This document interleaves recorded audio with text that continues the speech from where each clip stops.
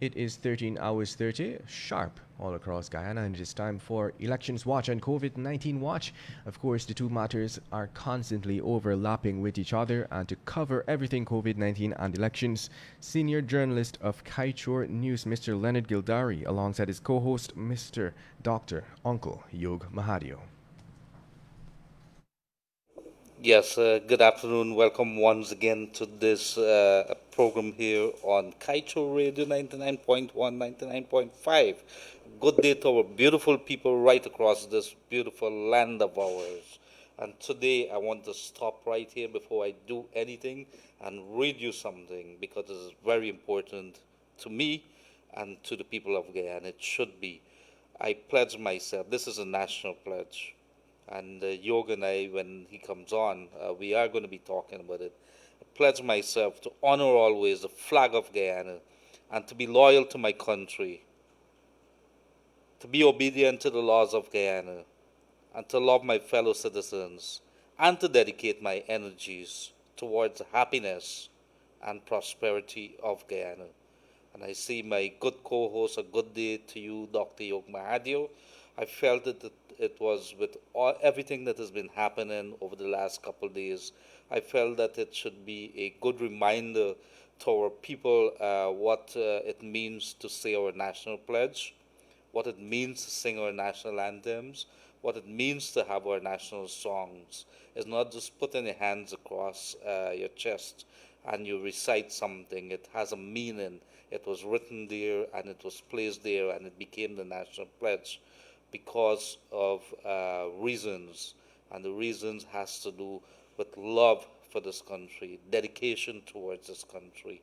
So good day to all who have joined us today, right across this beautiful country and across wherever the Caribbean, North America, Europe.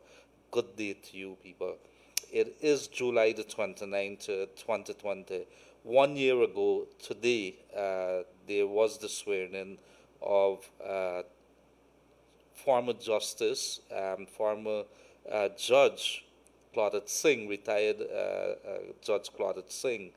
Today, 1 year later, today, three private criminal charges have been filed against Claudette Singh as in our capacity as GCOM chair. We are going to bring you some details with regards to that. But let us go right across to my good co-host and let him have a few words before we get right into things. And before you do that, Yog, I must tell you that today I've decided of my own to speak to my lawyers, and that is because I'm filing criminal charges, private criminal charges, against you, Glenn Lal, and the couple boys down at Kaichur News here. The reason has to do with a lot of stress and with you breaching promises, commitments that you would have made. So over to you, Dr. Yog Mahadeo. Leonard, the hallmark of a good nation is to ensure that we remember our pledge. And thank you for reading it out once again. Look, everybody's frustrated. And as you and I said yesterday, the laws does not seem to apply equally to all. But it is the type of country we live in. And it is the type of country that we have voted in March 2nd elections to make better. I know that every day we gather here, we sit, we all talk. There are a lot of listeners who join us by radio, and some of them call in. I think ultimately, Leonard, you and I, before today's discussion online here, we spoke, and ultimately I agree with you that a lot of people are expressing frustration at the delay in the process. But you know what? I still remain optimistic. I still am optimistic for the following reasons. Had it not been for this past 146, 147 days, we would not have known a lot of our politicians for what they truly are. Had it not been for the way these elections have happened, you would not have known. And Leonard, with each passing day, we are seeing persons who are occupying public, prominent, taxpayer-paid positions, and they are circumventing all their duties owed to Guyana and to the taxpayers and to the people of this country for the sake of political expediency. So you have persons who are directors and managers and head of commissions and head of various sections of job, but they're spending all their time in political thing. Now, the issue I have, Leonard, is that in 2015, 2013, 2012, 2010, these same persons were fighting against what they are now doing. And I think that is what has gotten everybody turned off with what politics has become in this country, because decency, honesty, and integrity has gone out of the window. So we'll continue to deliberate, but I would want to say, take it on the chin and get up again and let's go. We got another day to fight, another battle to win. And, in speaking of that, why are we fighting? We're simply fighting because we want to hand over a country to our children. We want to hand over a country where every race, every religion, every person feel that they equally belong to this country. And that's the legacy we want to hand over to our children on earth. Absolutely, Yoga. And so if you've missed it, I must repeat it, because we have to remind ourselves ever so often, why is it that we exist? What is the legacy that we want to leave for this beautiful country of ours? Joining us, it's been 149 days, Yoga, 149 days since March the 2nd, since the elections. It is 5 months almost since the elections, and so if you're looking at 30 days per month, what is important is that we remind ourselves, and like I started off, I couldn't help it, because this morning driving along the East Bank there, I look at the roads, and my last night even going home, the place dark, the rain was coming down a little, and I dropped in a couple holes, and I got very angry, because from that place there, from the Horstellan area there to Diamond, was the last stretch of the 4 lane that was built. Guess what? The other rest from Providence coming down to maybe Houston, that Houston area, I think it's in reasonable shape. If you look at the last 4 lane that is from Horstellan to Diamond, it is a lot of potholes, and I'm asking myself, isn't somebody paying attention? Aren't they driving along this road? Isn't somebody, employees maybe from the Ministry of Public Works, paying attention? Where are the NDC people? Aren't they paying attention? You go into Diamond there, and I'm sure if you're not familiar with the road, you are going to have to buy some new tires and maybe replace the shocks. And it is symptomatic. It is just one of the many examples of what is happening in our place. Everything seems important that is pertaining to elections, except the livelihood of the people in Guyana, except what should be important: maintenance, the rule of law, everything else. We spoke about this. We've been speaking about this, Yog Mahadeo, and it is very, very sad. Today, you have 3 persons out of all places that has come out, and they're filing private criminal charge. The entire world is looking on. The entire world has come down, put down the foot, put sanctions in Guyana. And all of them, including Gildarie and Yog and everybody, is lying. Can't somebody see that this country here, if you're talking about I pledge myself, that it is what is the most important thing? I pledge myself to honor always the flag of Guyana. What does it mean to honor the flag and to be loyal to my country, to be obedient to the laws of Guyana, to love my fellow citizens, and to dedicate my energies towards the happiness and prosperity of Guyana? Last evening, talking to Attorney at Law Timothy Jonas, Rhonda Lamb, and of course Juan Edgel, we couldn't help but think about the diversity of this country and the way we should have been. But because of a few persons, we have so divided our people that I'm literally ashamed. And Yoga, can't lie to you.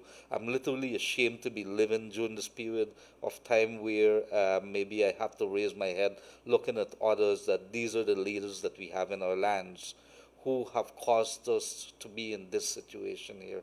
I need to put it in more strong language, maybe Yog, but this thing is getting beyond ridiculous every single day. And let us come straight to this three charges that are filed against Claudette Singh. I'm not sure whether I should laugh, whether I should cry, whether we want to bring these people, whether these people think. One of the persons would be Lorraine Joseph, Melanie Damishani, East Coast Demerara. The other person filing the charge would be Onita Walcott, Victoria Village, East Coast Demerara. And of course, the other one would be Keith Ondan, and that is from Amelia's Ward, Linden. And in essence, let me just read it to you very quickly. What is the essence of the charge that I don't know? Okay, representing them, well, it doesn't say here, but let us see here. Information upon oath, Georgetown Magisterial District, the information of Onita Walcott of Victoria Village. I'm not going to read their address other than stating where she came from. And it's a statement of offense, misconduct in public office, contrary to the common law. The particulars of the offense says that Claudette Singh being appointed and performing duties of chairman of the Guyana Elections Commission of Lot 41 and Kawan Street, Kingston, in Georgetown Magisterial District in the County of Demerara in the state of Guyana between the 14th of March 2020 and the 13th of June 2020 and 23rd of June, acted recklessly and unlawfully when she refused to accept the CEO's report on the March 2nd regional and general elections 2020. I think the rest of them too, Yog, are reflective of the same thing. Oh no, let me see.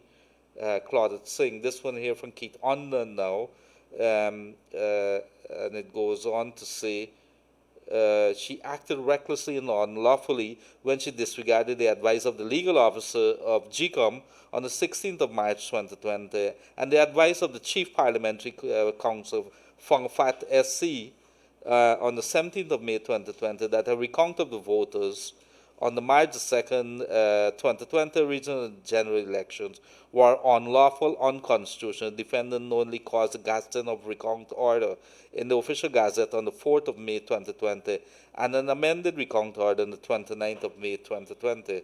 So it is very, very clear. It's three different things that we're looking at here. In essence, it has to do refusal one, and then the publication of the recount order in the Gazette, and refusing to listen to advice. Yog, over to you. You're the guy with the legal mind. Let us hear.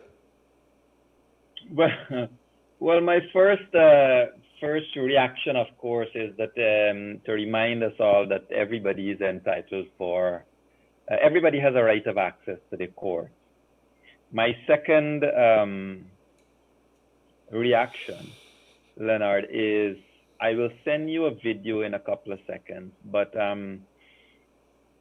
I wonder what would those good gentlemen who have been attacking everybody every day via the state media, I wonder what they would say now. Because Leonard, a couple of days ago, one of the gentlemen who holds a position of a director in Guyana in one of the ministries, he said that Keith Lowenfield, that the only reason Keith Lowenfield is being carried to court is because of his race. I will send you that video in a minute. So what is happening now? That's one. And two, you can see that every effort is being made to thwart these elections. Now, tomorrow when we have Tony Astafan and Sanjeev Dattadin, we have some serious questions for them in room 590, because already a lot of play. I think Lewis wrote an article. Who Lewis are you talking about, sir? The Labour guy, the Labour man, Mr. Lincoln Lewis. He wrote an article online that is very suggestive of a number of things. I'm not going to repeat any of it here. I don't think it's worthy for repeat, but it's interesting how the language is being changed towards a suggestive eventuality. But Leonard, it is clear that they are going to try everything. Now, yesterday, APNO AFC operatives also started.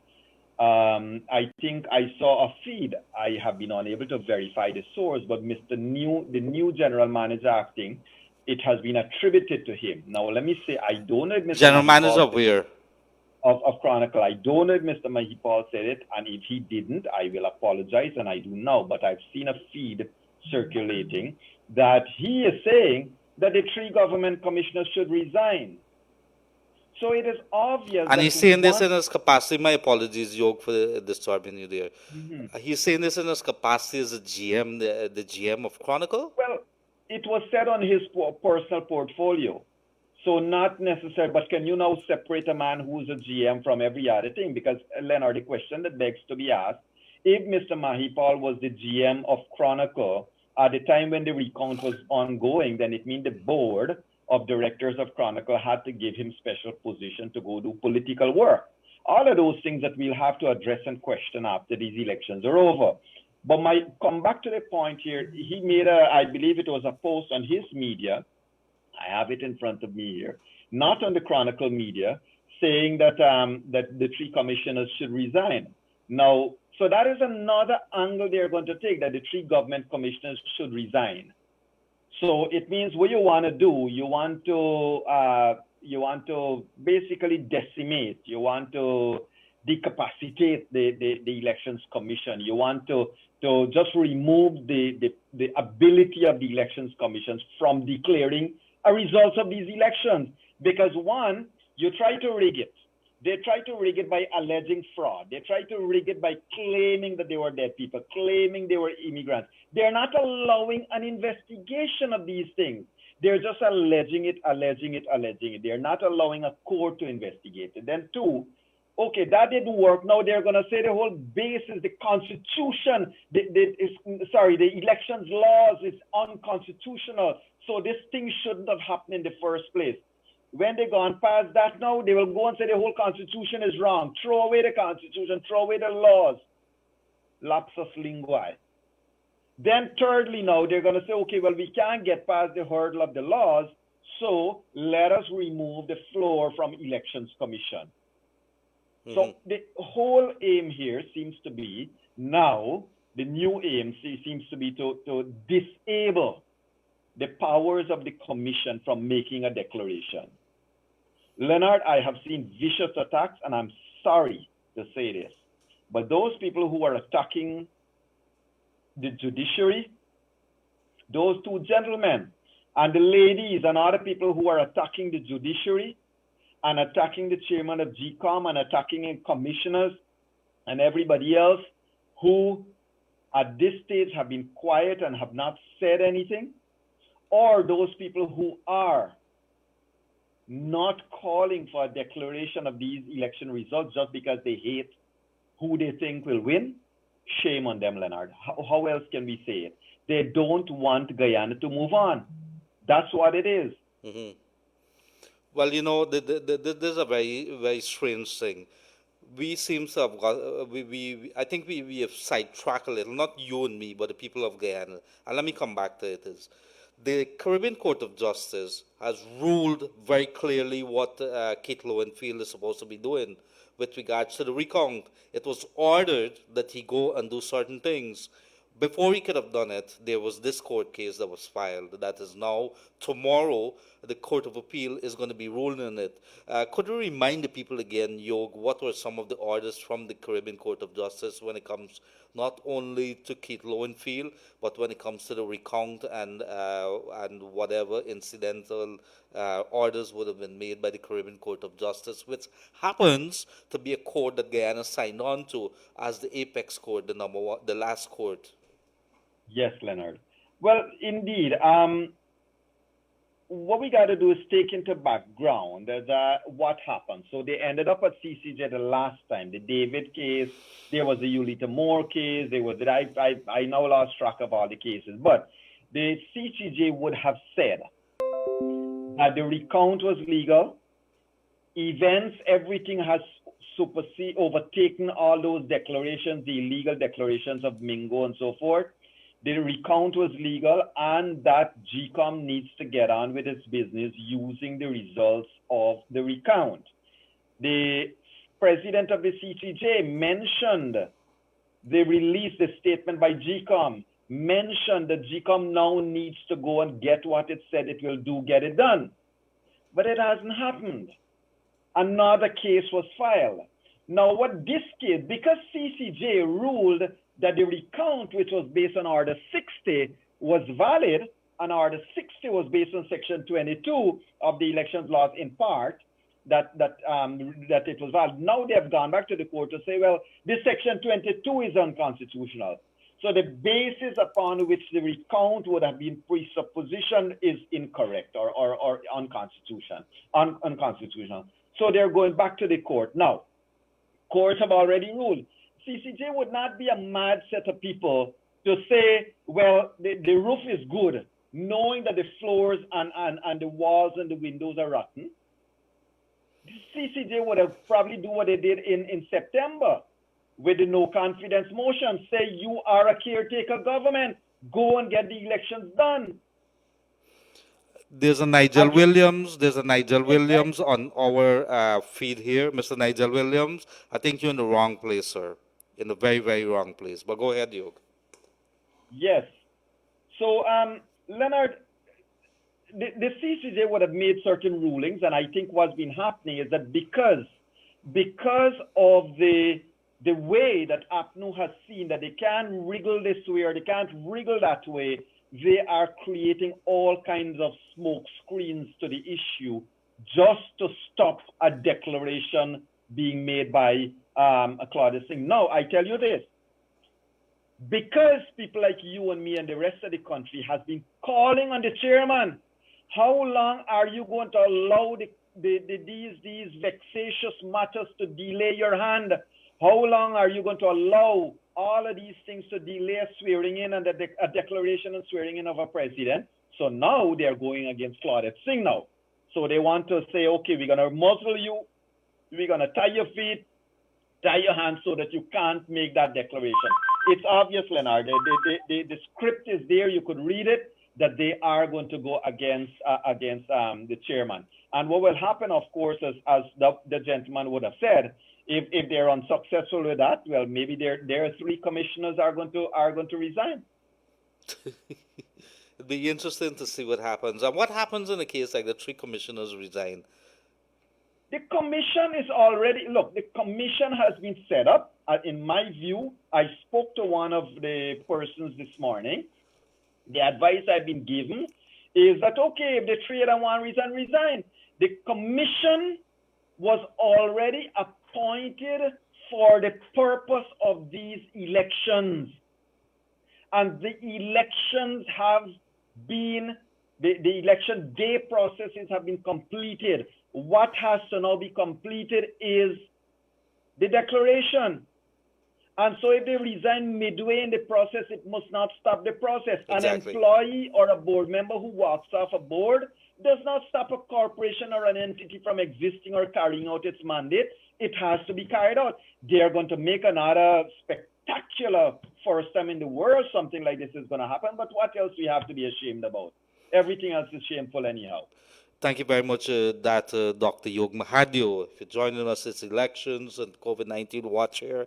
Kiteshore Radio 99.1, 99.5. You could get us on Kiteshore Radio on Facebook as well as on YouTube. Listen to this until we get it fixed. It is Kiteshore Radio live stream. You have to put in those words, Kiteshore Radio live stream on YouTube to be able to get us. It's there temporarily until we could fix the Kiteshore Radio thing that has happened there. We are working to have that fixed. In the meantime, Yog, one of the couple of things that we must say at this time, which is it is very, very sad that when a country has no respect for the court of laws, and yet we keep running to them, and when the court rules and there's no respect for laws, that is a very big indictment for the people who want to be running to the court in the first place. It's very clear right now, the conclusions that can be drawn It is that the only reason that these court actions are being filed is to buy time, because when the judges sit down and they waste the time, and the entire world, the entire country is watching, when those rulings or the decisions are rendered,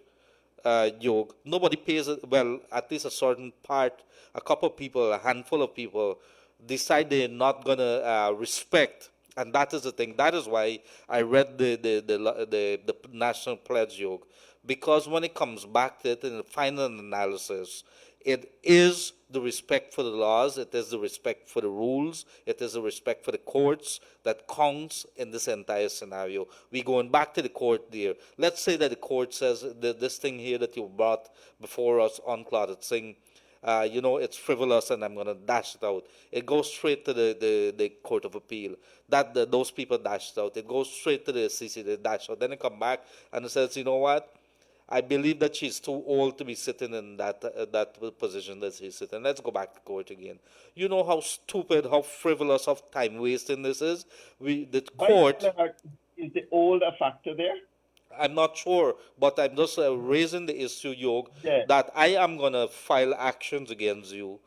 I just feel like Right. filing it. I'm filing action against Raj in the Gotcha. studio here. Yeah. I feel like filing actions for the simple reason that there seems to be any frivolous kind of thing. Let us file actions against Glenn Lal for the simple reason because his name is Glenn.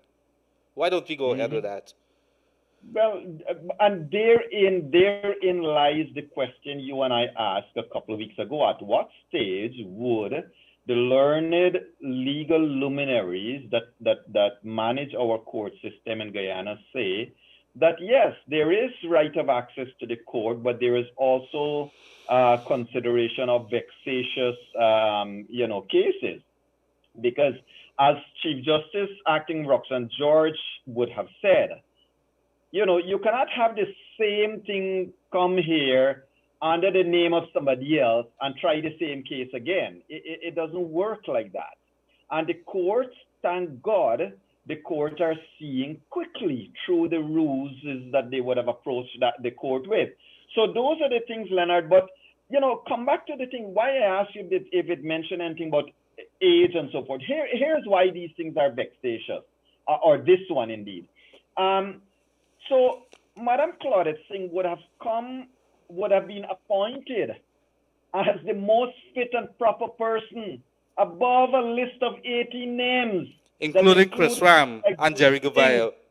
Chris Ram and so forth, right? Now, she was selected for the Constitution. The opposition leader and the president got together and they put her in the position. She has security of tenure. Unless and until she decides to step down or step out, she cannot be fired, unless, of course, there are mitigating circumstances that includes a serious question of health. However, that is not something where David Granger can say, I fire you. That has its own procedure. So these people who are doing this is mischief, a high mischief.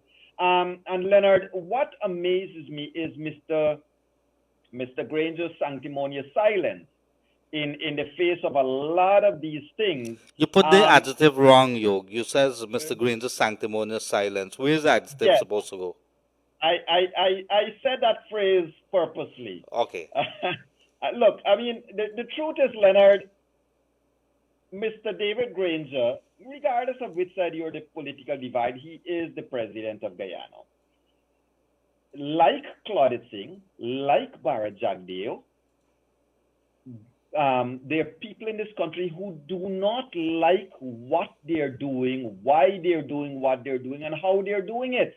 There are people who voted for Granger because they don't like the PPP, not because they liked APNO AFC, but they voted for APNO AFC because they don't like the other side.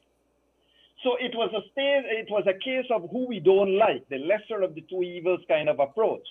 Now, that, of course, in their own minds, if they didn't like the other side, then by the same token, you cannot like what is going on here now. What strikes me as tremendously insulting is that Mr. Granger is actually the intellectual author behind the scenes. He is, forget the president part now. Forget that he is the president. He is the head of the list. He is the one that will benefit by all of this shenanigans. There's a clear principle in law. One should not benefit from the proceeds of his own crime. Now, I'm not saying they committed a crime. The court will have to determine that, and an elections petition will have to determine that. My point is, forget David Granger's presidency. He is the head of his political list, and he is the one that stands to benefit the most from all of the actions that his party is doing, Leonard. And so he cannot divorce himself from it, and indeed he is not. He is silent, supporting, and every guest we have had in room 592 have supported the notion that he is the intellectual author behind the scenes. Yes, Yoga, and thank you very much. And a good day to those who are joining us from the United Kingdom and to our frontline workers. We can't say enough. We can't praise you guys enough and say thank you for doing what you've been doing. And of course, to our goodly policemen and women. You've been on it for more than 5 months now, been in line in the police stations, because we can't bring an end to this elections crisis, this impasse that we have here. However, what we could tell you today, there's good news. The good news is that the Malaysia's ex-leader, this is ex-Prime Minister Najib Razak, was sentenced to 12 years for corruption. Isn't that good news, Yog? Yog don't want to endorse this, so in the meantime, while we get him back, it is. You didn't say whether it's good news. Are you backing me with this, Yog? I'm not backing you today, Leonard. I'm taking a middle ground. Okay, thank you very much. We always have to see a voice of reason. When all else fails, there must be a voice of reason. Nigeria, and we come into our front page of Kaito News today. Interesting read today, because there's a couple of articles here that caught my eye today, although I was in the midst of it, hearing our reporters reporting what they're going to do. It's July the 29th, 2020. Nigeria in $1.5 billion oil repaid deal with oil traders. Read that. It should tell you something, what we should be warning our people not to do here. Everything, and Yoga, I can't stress enough, when it comes to your resources, your gold in your back dam, your bauxite, your oil, it is your wealth. Open your mouth, just like how you open your mouth and get. Why you getting upset about elections and you can't get, you're not worried about the money that is in your pocket or should be in your pocket? If you're not getting the money and you come in and ask Gildarie, or you're asking for help at this point in time, you should direct some of those anger at some of the leaders for not getting your good deal.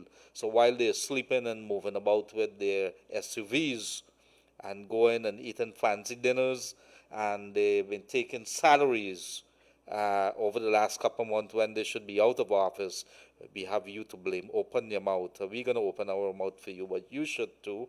Agitate a little. 8 months later, government fails to act on recommended charges against Troy Resources, not a big Australian company here, second largest gold company that is here. The company seems to have no respect for the people in Guyana. They should come out and say something. Why is it that the government, well, they can't answer for that, but the government should come out and say, why is it that a company which has breached a couple of regulations, and including one person would have died at least in a cave-in, and there was charges recommended. Why is it the government not acting? And Yog, let me stop here, because in most countries, when you see the authorities or the regulators do not act, that is because there's somebody there that's getting paid off. Let us stop beating around the bush and start calling it as it is.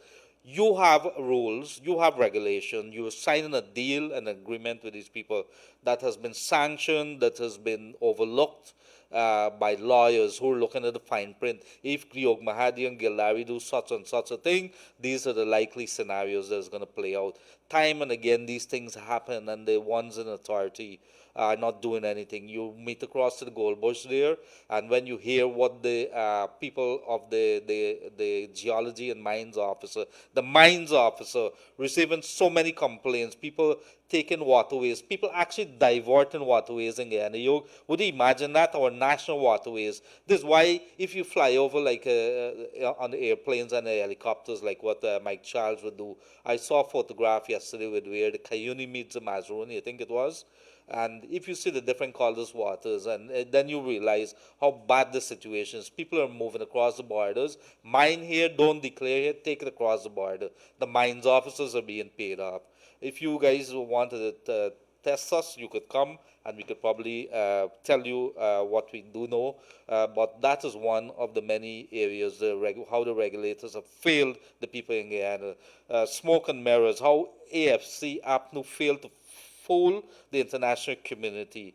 And you should read this. This is in the Kaicho's edition of July 29, today's newspaper, how APNU FC failed to fool the international community. That's why you have 100 plus countries, you have organizations such as the UN, Commonwealth, India, CARICOM, OS, everybody, including sanctions hitting you, and you can't see what is in front of your face. Well, something got to be wrong with you, and you're lying too much to your people. Evidence debunks APNU FC's claim that election case is not related. Evidence debunks APNU FC claim that election case is not related. Well, you should read that also, because one is saying it is Gildarie from across the river and Yog from Berbice, two different cases. When you look at some of the filings and when you look at some of the players, the lawyers, all and one are the same. Don't be stupid. Man 74 dies trying to enjoy pension he had just collected. Yog, these are many stories falling to the wayside. You see so many tragic stories happening, and we can't report it because there's so many more things, including elections that the people are engaged in. Coalition flouting COVID-19 restrictions. It seems as if the entire paper is dedicated to the coalition. That is because they are the government that is in play, and everything that they do comes like any other government under scrutiny. Nation bids farewell to veteran trade unionist Komal Chan. And any other given time, this would have made the big news as to what happens next in a big union like Garou. Guyana must call on oil companies to dedicate a portion of CSR budget towards climate change efforts. This is CGX head, and this I think is Professor Suresh Narayan. Surviving COVID-19 could mean the lifetime of complications. Yes, Yog, many persons would have been telling us, warning us that if you don't pay attention, when you end up in the hospital and you have to take treatment via the ventilators and so on, it leaves a scar and it leaves so much things that could happen. You're never the same. Yet our people not paying attention, and these are some of the stories here. You need to pay attention to it. Read the story, Smoke and Mirrors, how AFC APNU has failed to fool the international community. Yog, over to you. Many things in your head there.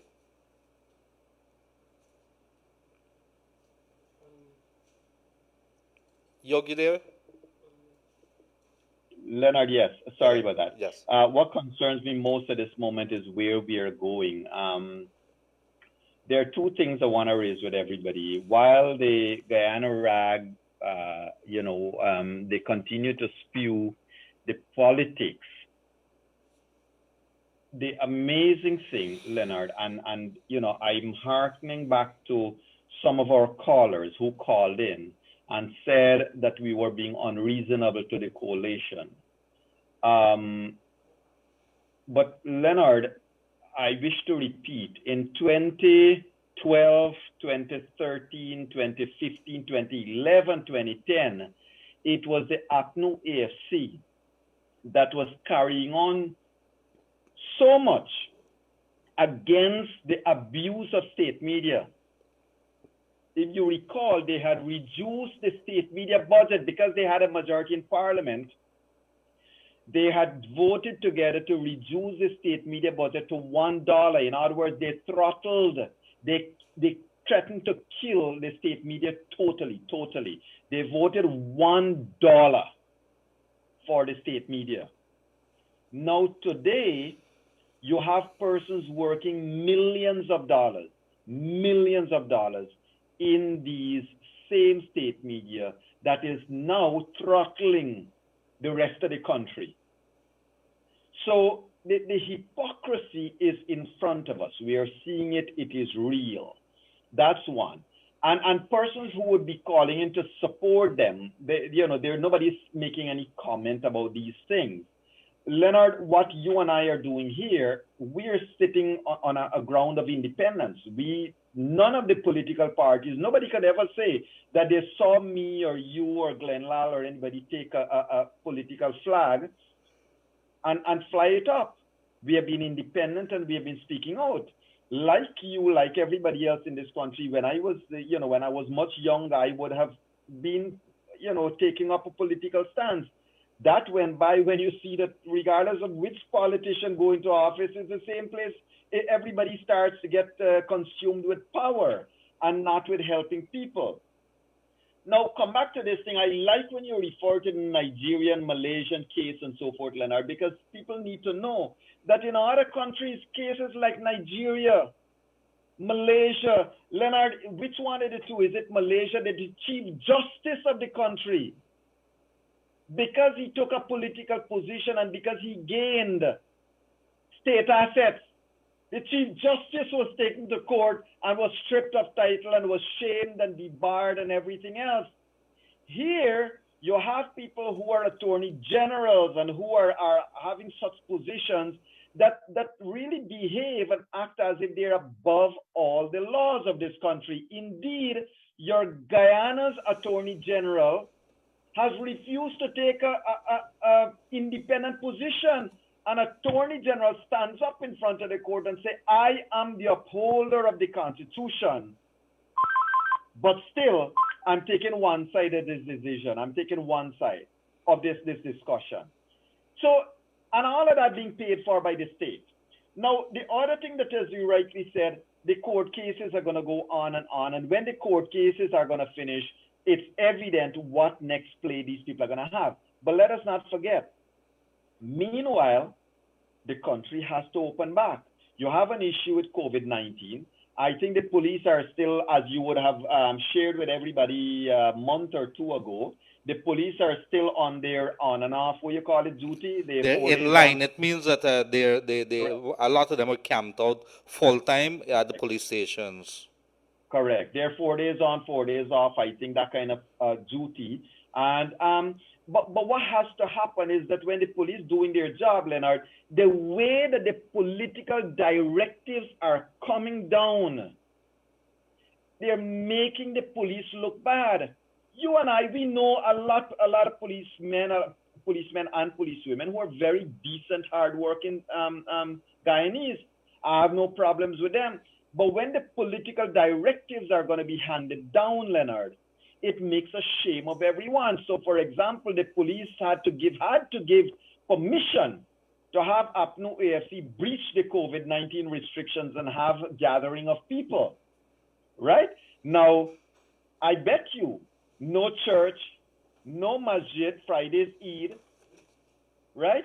All of these people will be constrained to follow the laws. And I rather suspect that from next week, you are going to see that the APNU AFC government is going to send out a new COVID-19 memo to remind everyone to obey the laws and follow, because this weekend is a holiday weekend, but certainly I think from next week they're going to do this because the political work would have been finished.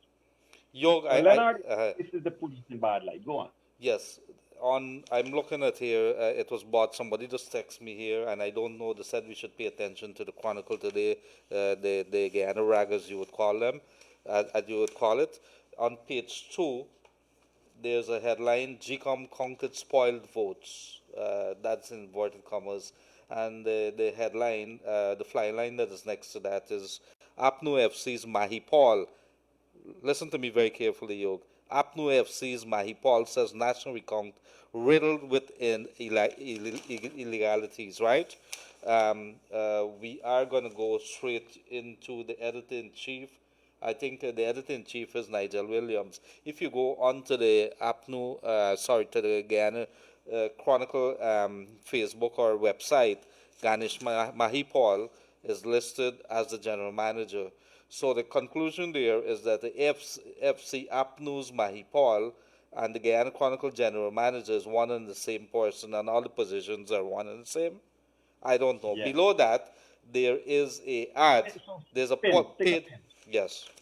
Stick a pin. So in other words, the headline, I'm looking at it, the headline says APNU AFC's Mahipal. Really, it should read APNU AFC's Mahipal is Guyana Chronicle general manager. Or you could say APNU AFC's general manager, also general manager of Chronicle. I think the headline is wrong there. But this is a clear attempt of, I think one of my friends used to say it's public masturbation. I'm not sure. I got to be careful because I have a lot of my people very religious and they'd be very upset. But I don't know what else to use here. Freddie Kissoon would have some choice words to describe that. But below that, there's an ad, interesting ad. This is a paid political advertisement, and Mahipal is on this page talking about the resignation of these people here. Well, there you go. And there's an ad, and it says, we, the supporters of APNU FC, are calling on our three GCOM commissioners to resign immediately to continue to sit as members of a commission that has an intent on declaring invalid votes amongst the fraud. So you have a couple of people who are deciding that they're going to disobey what the High Court, where the Caribbean Court of Justice says that they should do. We call on you to save your integrity. Whoa. Integrity. Three men, and they're talking about the integrity. Vincent Alexander, Charles Corbin, Desmond Trotman. And they I call am waiting to see the day. Hold on, let me do my thing, man. Yog, you're not allowing me to do my thing. We call on you to save we call on you to save your integrity and resign forthwith. The word is integrity, Yog. I don't want to say anything else. It's a cuss word. It's a cuss word. It's a word that was loaned to them by their what was the name of the people they brought in from England or wherever they brought in their consultants from. I'll remember it in a minute, but they brought in their marketing PR firm from England, I believe it was, to advise them how to run the elections, and the integrity and honesty thing came from them as an advisor, as a PR stunt. You remember we had, who was it, Mr. Chris Ram, who said you shouldn't be lying when you have, it wasn't Ram, was some marketing person we had on our room 592. But Leonard, I am waiting with bated breath for to see whether Mr. Charles Corbin is going to resign. I will not say why, but I await that. I don't know, but let me say a couple of things here. Let me put down my phone and stop looking at messages and say a couple of things. There has been a ramping up of attacks, not only on yourself and myself, Yog, but on public officials. Anybody that's outspoken becomes game. And they have been stepping it up, from people's sexual relations or alleged sexual relations. One person has pointed me to some shameful things that has been said about the Chief Justice acting Roxanne George. Also, I would have seen some things about the Claudette Singh as the GCOM chair, and it goes on and on. Ralph Gonzalez, Keith Rowley, Mia Motley. You could remember some sexual stuff that was said. I'm not going to hide it, Yog. Let us think. So they're going to bring it on. But guess what? And we could say to you, bring it on and let us see. But let us also talk about contracts that's been given out, lands that's been given out. Somebody texts us and says that Enmore Senior Staff Compound has become a short-time hotel. I don't want to even talk about it, but these are properties that belongs to the people of Guyana. It belongs to the people of Guyana, and if it's not been sold, but you have uplifted it by giving it a makeover, and then it becomes home or a weekend getaway or vacation house for a few persons. What is NISIL doing? What is Calvin Heath London doing? What's happening there, sir? We got to call you guys out because these are reports that we get in. If it's not true, you need to come out and say it. There's also people who are benefiting from so many other things, and you could open your mouth and you could bring it on and let us talk about it. However, somebody has also sent us a couple of things here, Yog. Maybe we could have a discussion on it. But remember, they had come up about the issue if you're sitting in the United States, whether you are have permanent or you're a citizen there, whether the laws could they could be used against you for maybe going against your country or for backing something that your country finds that is illegal.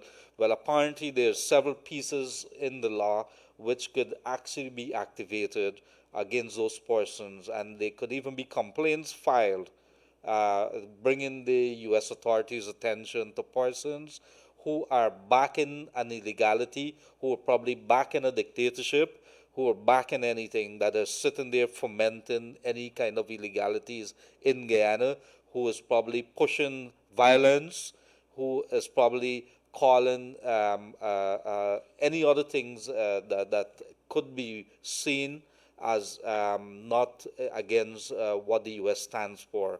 So there's several pieces. I'm going to send it to you. We're going to have to study it. We're going to have to bring it. But there's several pieces in the U.S. There's even, let me see, there's even a piece by a gentleman written on July the 5th, 2018, Tim O'Shea. Immigrants, can the government revoke your citizenship? And these are all works that has been done. It's very much out there. So if you believe that you could be sitting somewhere in a country that maybe in some basement and be spewing your filth, attacking people anonymously, creating 5 or 6 Facebook pages. If you're in Florida, whether you're the daughter of a minister and you believe that you could sit there and we're not going to retaliate or we're not going to talk about it, well, you could bring it on. And let's see what happens. The people of Guyana are a little tired of the games that's been playing, and because you're probably accustomed to bullying and people bowing to the pressure that comes as a result of that, well, the time has come with when people are tired and they're not going to tolerate it anymore. So let us see how that goes from there. Over to you, Yog. Yeah, indeed, Leonard.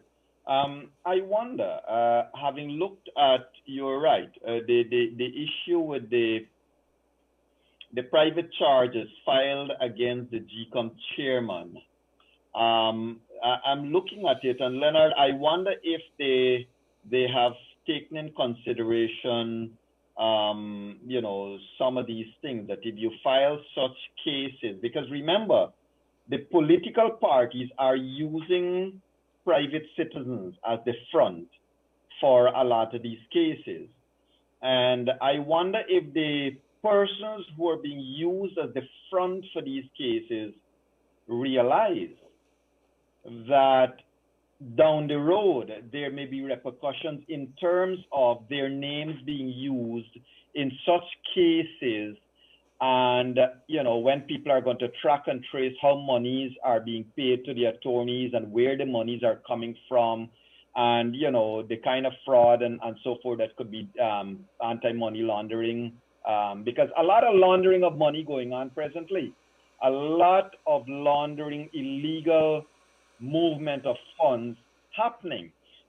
For a Trinidadian lawyer to be paid, I would want to see, I would love to be proven wrong that the account, the wire transfers to pay the Trinidadian attorney would have happened from the petitioners or the applicants'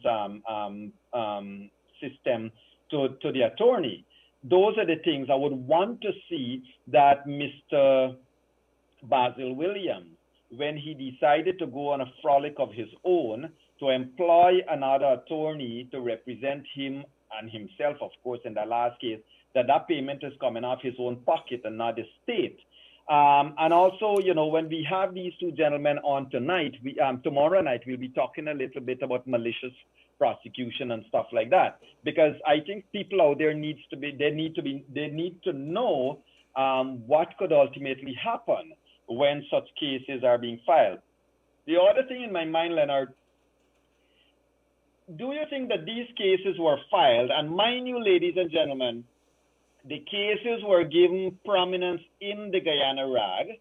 I don't know what page this is, Leonard, but it is given prominence in the Guyana Rag, and it is something that is there that would have. It's on the front page. Yeah, is it? I'm gonna check it. But anyway, the issue here is there. Do you suppose, Leonard, that they have filed this case because they know that the chairman always say, well, if there is something in front of the court, I'm not gonna move. And so it's kind of say, okay, chairman, don't go do anything tomorrow because we have another case that we are filing today. And so she got but a private matter is a different matter from a matter against the commission itself. And I don't know whether that distinction was brought to bear, Leonard. I'm not sure. Somebody's not thinking, but let me ask you a question. Even if I'm thinking that I want to, judges, chairpersons, regulators, they're all human beings. When you continue to push people who were seated in these positions, we could remember cases of judges. They're not supposed to be reading about stories which would appear in the newspapers or so, but a particular case that is before them, unless somebody point out that there's something that's wrong, and then they might want to pull the report up for it. What is important to note that these people are human beings, and so you file cases and you go against the GCOM chair. She's a human being at the end of the day. What do you believe that you're doing? You get everybody upset around the world, all the countries, the EU, and the United States. And we come back to the United States here. You have the Secretary of State, Mike Pompeo, who would have come out and announced those measures, those sanctions, those visa revocations. And we actually have a new word in Guyana now, revokees, living among us. When you would have seen them come out and say it wasn't play. We're not playing with you, Yog Mahadeo. We're not playing with you, Gildarie. These are serious things. This is the beginning. You believe that they have not been paying attention to what is happening. So while you're buying yourself some time, I think that it was one edger last evening that says in room 592 that the longest rope has an end.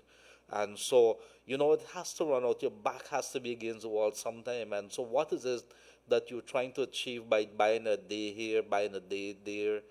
It is going to run out because you can't go anywhere. Even let's say you decide to do a cone take over this country, where you're going to get money to pay the army people. I must say my hat's off to the people of Guyana. You guys, I mean, I am Guyanese too, but it is remarkable to see how much they have suffered, how much they've put up with, and how much they continue to put up with from our leaders. Our leaders who have used them, kicked them.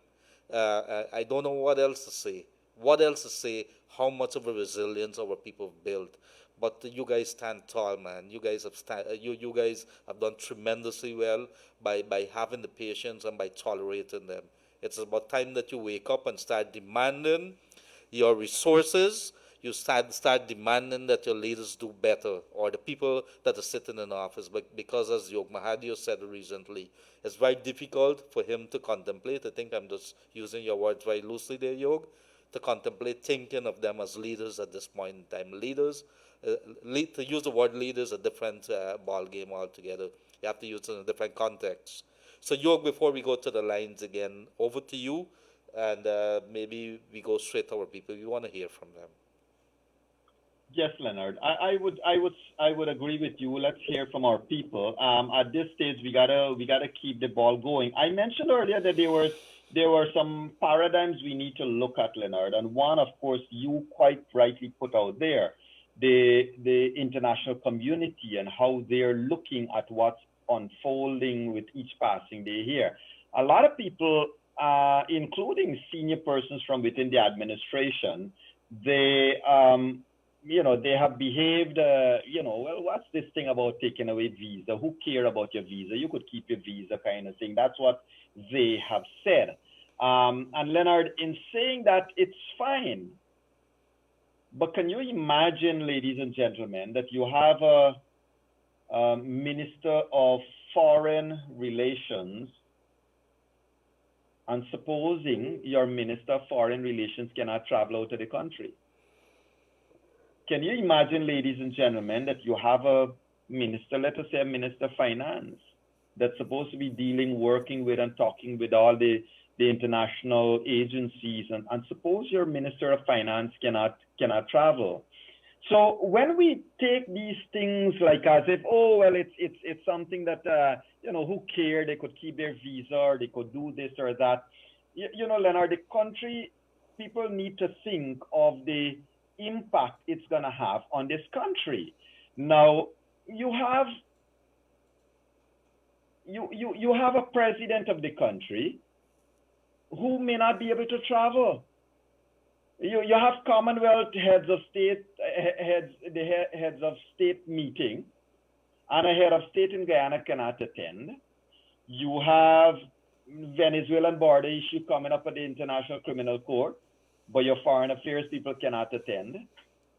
So how, the logic of us thumbing our noses at the sanctions is not being done with serious thought and introspection as to what really is going to happen to the country in the medium term. A lot of people feel, okay, if you take away Leonard or take away Yog's visa, it means they can't go travel for their personal stuff. The personal stuff doesn't matter as much as looking after the country, Leonard. Mm-hmm. And people will not be able to travel. So where does that leave us as a country? Is the minister saying, well, I don't care if I'm not unable to travel. I don't care if I'm unable to represent Guyana anywhere. As long as I get my position in Guyana, as long as I get my title and my car and my duty free and my everything in Guyana, I'm happy. Well, Leonard, that throws the spin into everything. Yes, and don't forget, that is not only the ministers who are going to take. These people are paying attention. Imagine media workers, we understand, are on the list of those people whose visas have been revoked.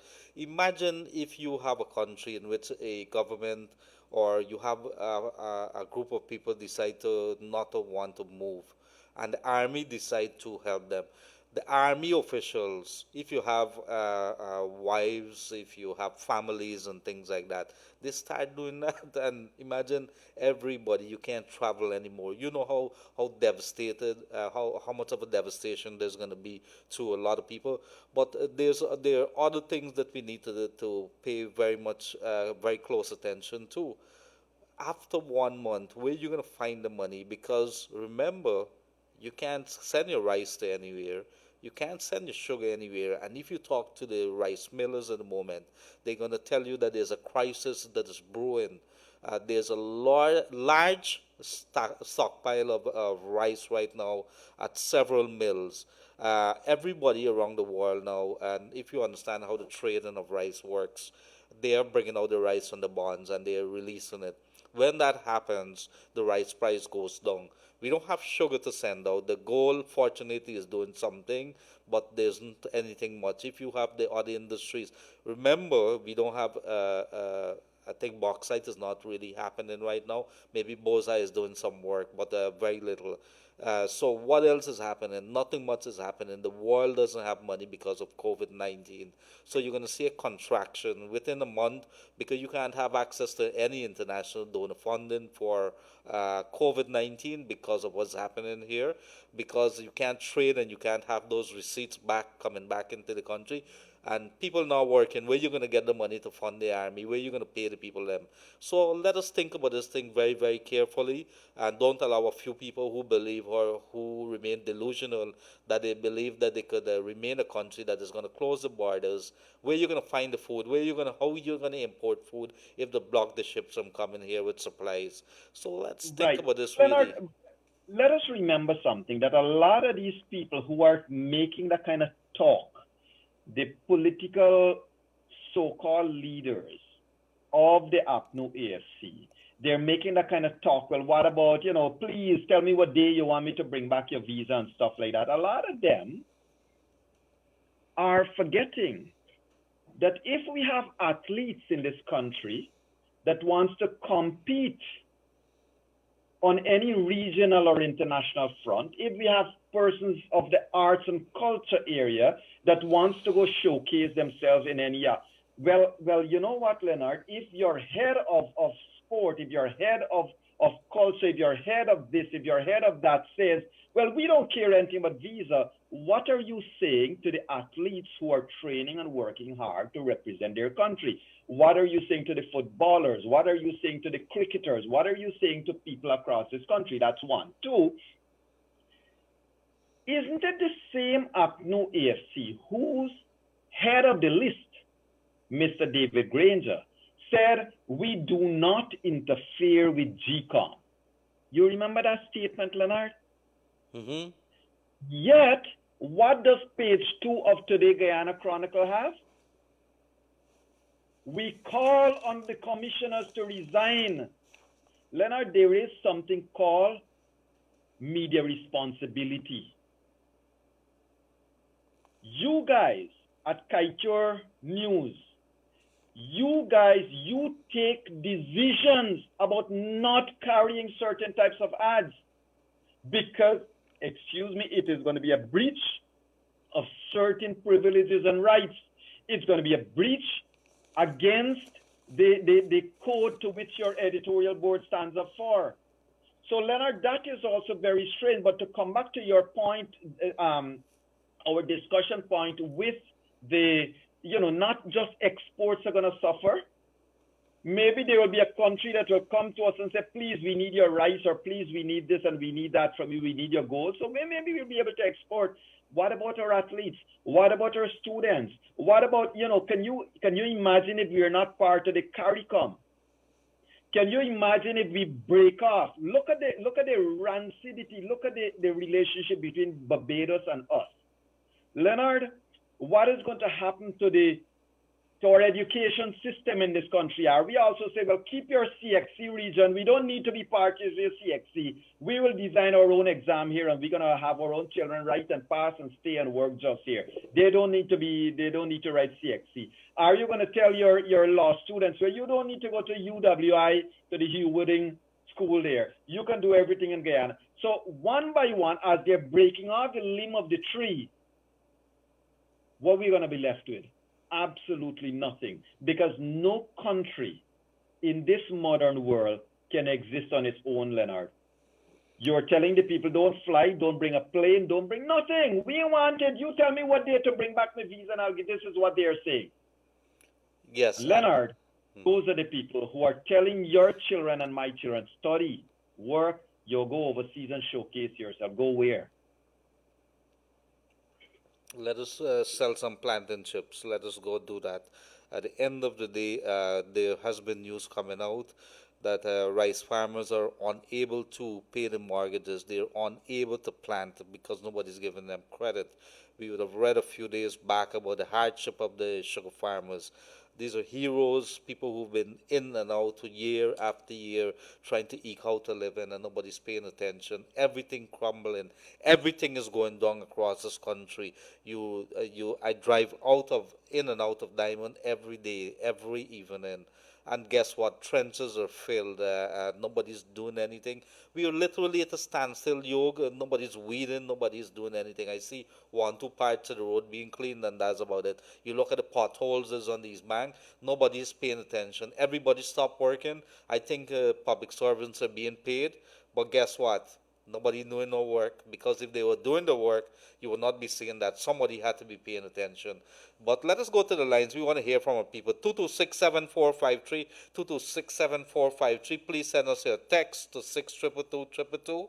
And of course, if you want to get us on YouTube, it's the Kiteshore Radio live stream. Kiteshore Radio live stream, and you can get us there. 2267453. Yes, Yog.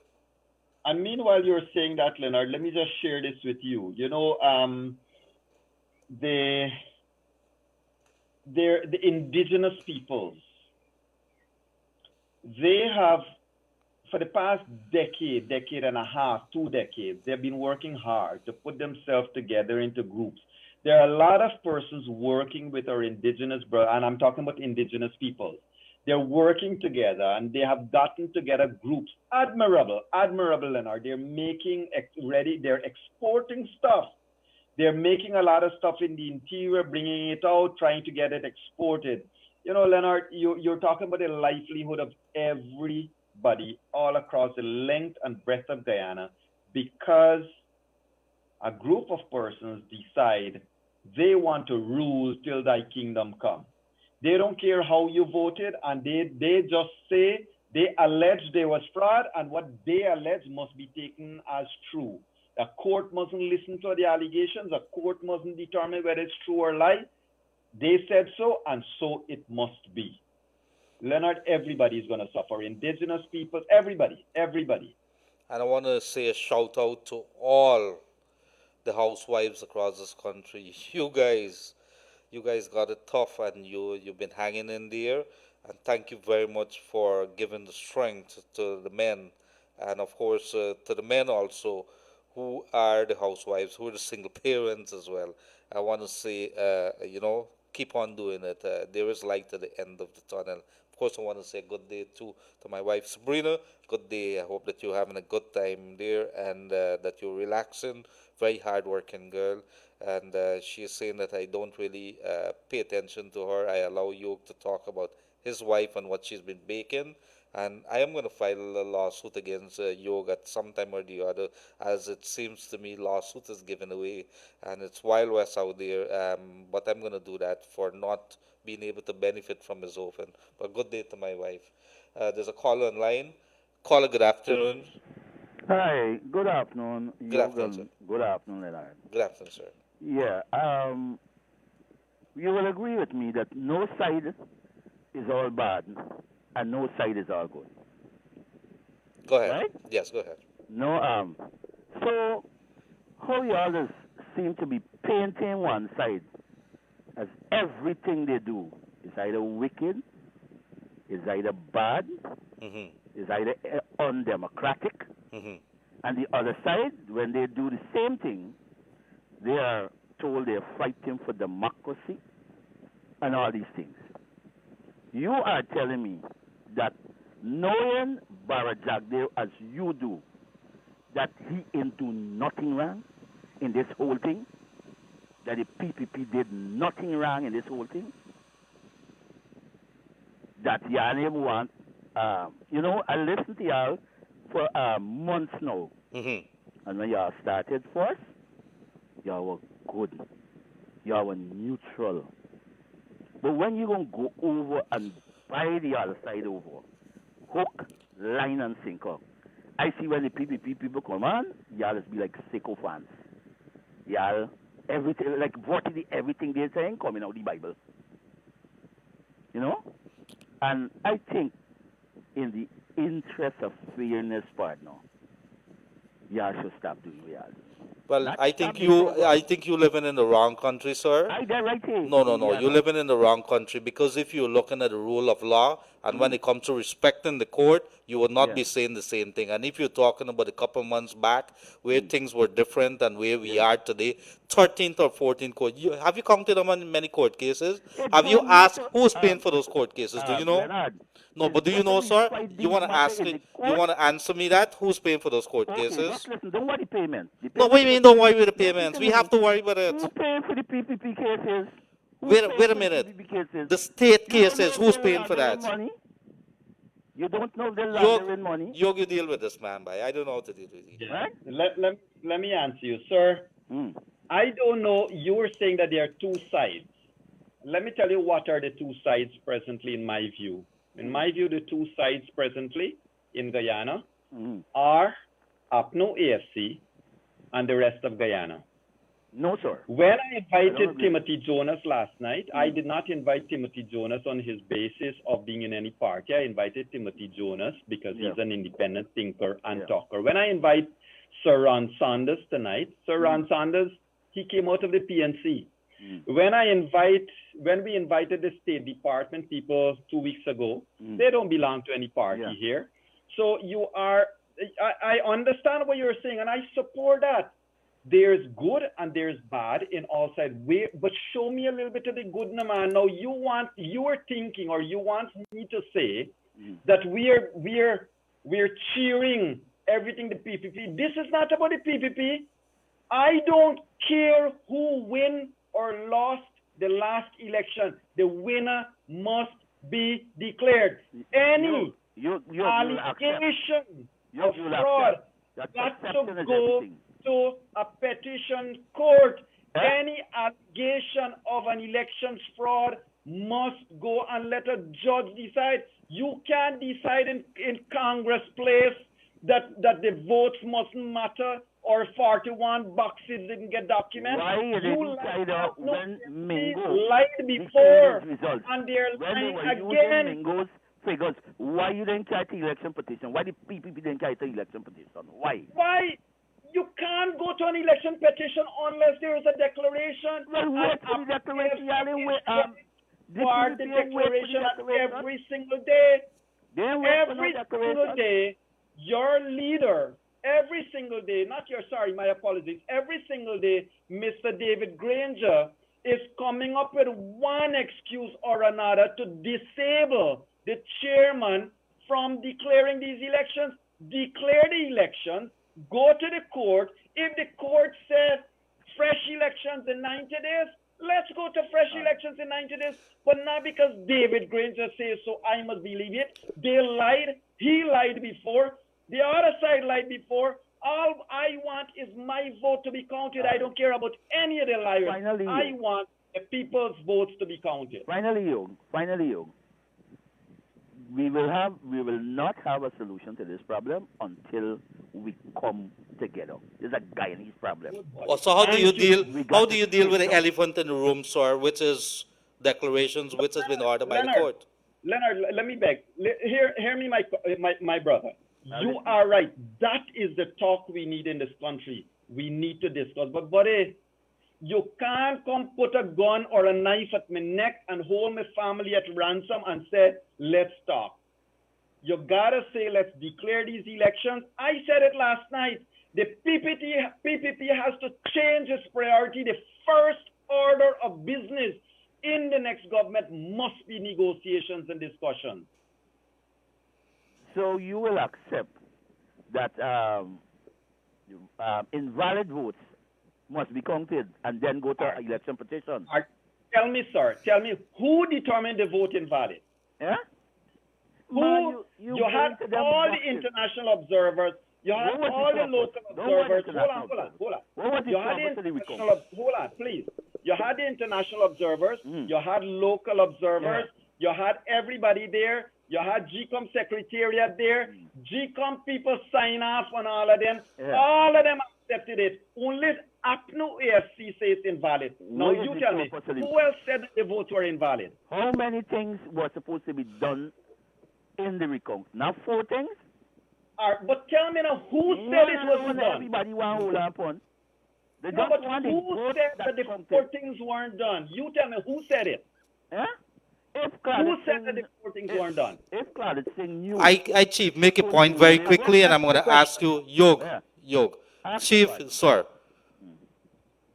I'm just going to ask you very, very simply. Yes. There was some orders that were issued by the Caribbean Court of Justice, what Mingo should have done as the apex court.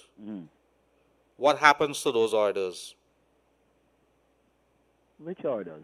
Well, apparently you're in the wrong country. No, man, you see, you're gone again, you're trying to insult me. No, because if you're asking me which orders, the orders that were issued by the court, if you call in and you're asking me about something, you don't know the orders?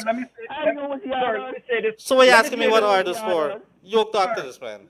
Hold on. Sir, let me say this to you finally. Let me not continue arguing. Let me have the discussion. Here is what I'm proposing, right? Yeah. I am saying this openly, as I've said for the past month. I am making an open appeal. If anybody from the APNU AFC wants to come in room 592, bring your evidence that this man dead and here is his vote and he voted because of so. Bring the evidence to a room 592. I'm going to invite the PPP to come. I'm going to invite the one of the observers to come. Let us have an open discussion in room 592 with evidence. I don't want to hear PPP said because Barrett says so. I don't want to hear APNU say, well, because David Granger says so. I want to see it. I can read. My parents spent their life sweat to send me to school to read. I can read. I can cogitate. And so let us have that discussion, my brother. But let us not say the votes are invalid because no court determined they were invalid. I need Madam Roxanne George or a high court to tell me, Yog, this 200,000 vote invalid, let me get a fresh election. I can't have Granger say so or Jagdeo say so. I need my judge to tell me that. Make a point, caller, and hang up. Thank you. No. I've already made my point. Thank you very much, then. All right. Y'all have a wonderful day. You too. Thank you very much. Thank you for coming. It seems as if people are very not paying attention to the Caribbean Court of Justice. There's an order from the court what should be done, and let us not put that aside. The Caribbean Court of Justice has ruled how this thing should be handled, and that stopped them in the track, Yog. That stopped them. I am patient. I'm not impatient. I understand. But I'm not. I know you've gotten a little impatient. I'm not impatient, my brother. I am patient. I like the caller having called in. Look, there are persons, a lot of persons in this country that remain convinced that there was fraud because that is what has been perpetrated every day. One thing I'll say, I have not seen the PPP take out full-page ads or do what Chronicle is doing there to fight their case. They believe that everybody who could read and everybody who could have known, everybody who could have known have seen the events. And so, now, look, Leonard, in room 592, how many of the people we invite here because of their political persuasion? We have invited lawyers. We have kept them to a serious legal discussion. We have invited persons from... Anyway, come back to the point. I don't mind the callers calling in. I love that call.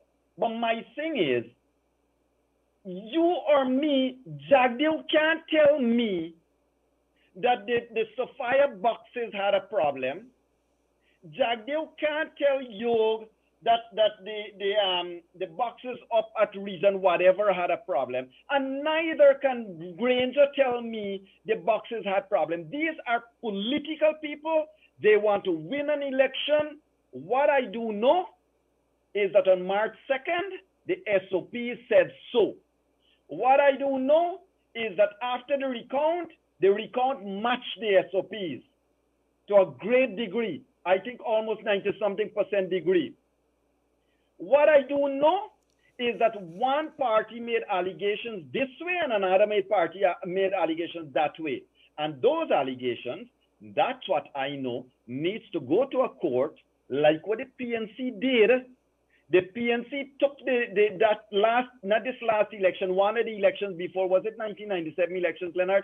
The PNC took that elections to court, and the same chairman, that is GCOM's chairman, she vitiated the entire election and threw it out. And you know what? What is shameful about that election? It was the PPP and the PNC sit down together, and they made an agreement. We hereby agree that people got to use ID card before they vote. When the PNC lose the election, they spend so much money to go to the court, to have the court say, well, on a matter of technicality, the law doesn't require ID cards, so the election's vitiated. It didn't mean PPP didn't win or lose. It meant that the procedure was wrong, so the whole election was thrown away. You know what? This is why, and it was because of that technicality I'm saying so. Maybe on a matter of technicality, this whole election was bad. Who must do it? Must I believe Granger or must I believe Jagdeo? If I want to believe Granger, I got to believe this man too. Both of them should come here and present their evidence. But Leonard, that belongs to an elections court. And I am not going to pronounce on it. What I do know, the SOP said so. It was the same APNO AFC in 2015 said, this is what the SOP said, and we demand it, and we must go on. Nobody knows if the 2015 elections were rigged. It never got to see the light of day in a court. Thank you very much for that, Dr. Yog Mahadeo. Elections and COVID-19 watch here on Kaicho Radio. I want to take this opportunity to apologize to our people. I lost it there a little. I can't understand. Sometimes we are all human beings, and we We do happen to have our little traits. I could remember it was Timothy Jonas that stood up in front of Ashman's building and pointed out across the road where a group of protesters were. And he said something that struck a chord in me. He says, you know, those people across the road there, Yog, they believe that they have won the elections, and we're not here to say who was won, who was not there. The rule of law must be followed, and I think we're looking at the rules that we're supposed to be looking at the rule. I want to apologize to the caller. You are entitled to your views, and this is what this radio has been. This program here, Dr. Yog Mahadeo, myself, the management of Kaito Radio, Glenn Lal, and everybody wants it to be. The people want something like this, and we are going to continue to do it. We are going to mess up sometimes. However, I want to say that in the same breath, that there are many people, think about 40-something% of the voters who turned up, who believe that they have won because of the narrative that would have been fed to them by a group of persons whose all intent of staying in power, and I can understand that. And so we welcome all. I am going to ensure that that we continue to open our lines here, take all your concerns, because that is what this radio program is for. So my apologies again, and we are going to move on. That is not going to happen again. I'm a very cool person, and Yog, thank you there for steering the ship. And my apologies to that caller, and of course to our many persons who would have been tuned in and seen Gildarie a little different today. But we're all human beings. I ask you, forgive me there a little. Leonard, let's address something else. So I see, and again, Sharon, I say this with respect to you, my sister. Sharon Brown says, so let GCOM annul these elections. But Sharon, the problem with GCOM annulling these elections is as follows, right? One side has said the elections got fraud. One side. Should GCOM now listen to one side? What GCOM has to do is go to the court. Elections court has to instruct GCOM, these elections were bad, and let us have fresh elections. GCOM is not a judge or jury. GCOM's role is to run an election.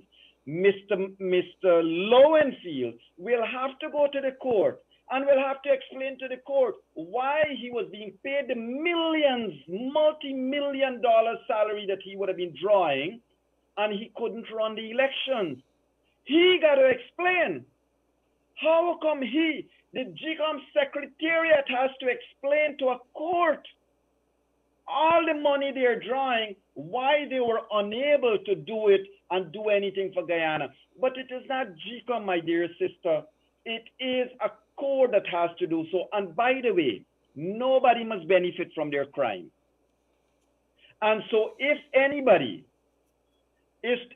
side is to swear in terms of before that happens, then that is based on a GCOM decision. The court will then say that was wrong, whether it's criminally wrong or election-wise wrong, and get out of office and let's have fresh elections. But not because Grains have said so or because Jagdale. Listen, we are intelligent people. We got to stop sometimes and read and understand for ourselves. And I don't mean that condescendingly. I mean, as an intelligent people, we got to now see what's right, what's wrong. Debate, negotiation, discussions need to happen. But when?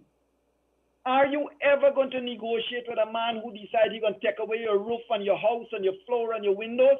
Or you want, leave my house alone and let's talk. Leave my family alone and let's talk.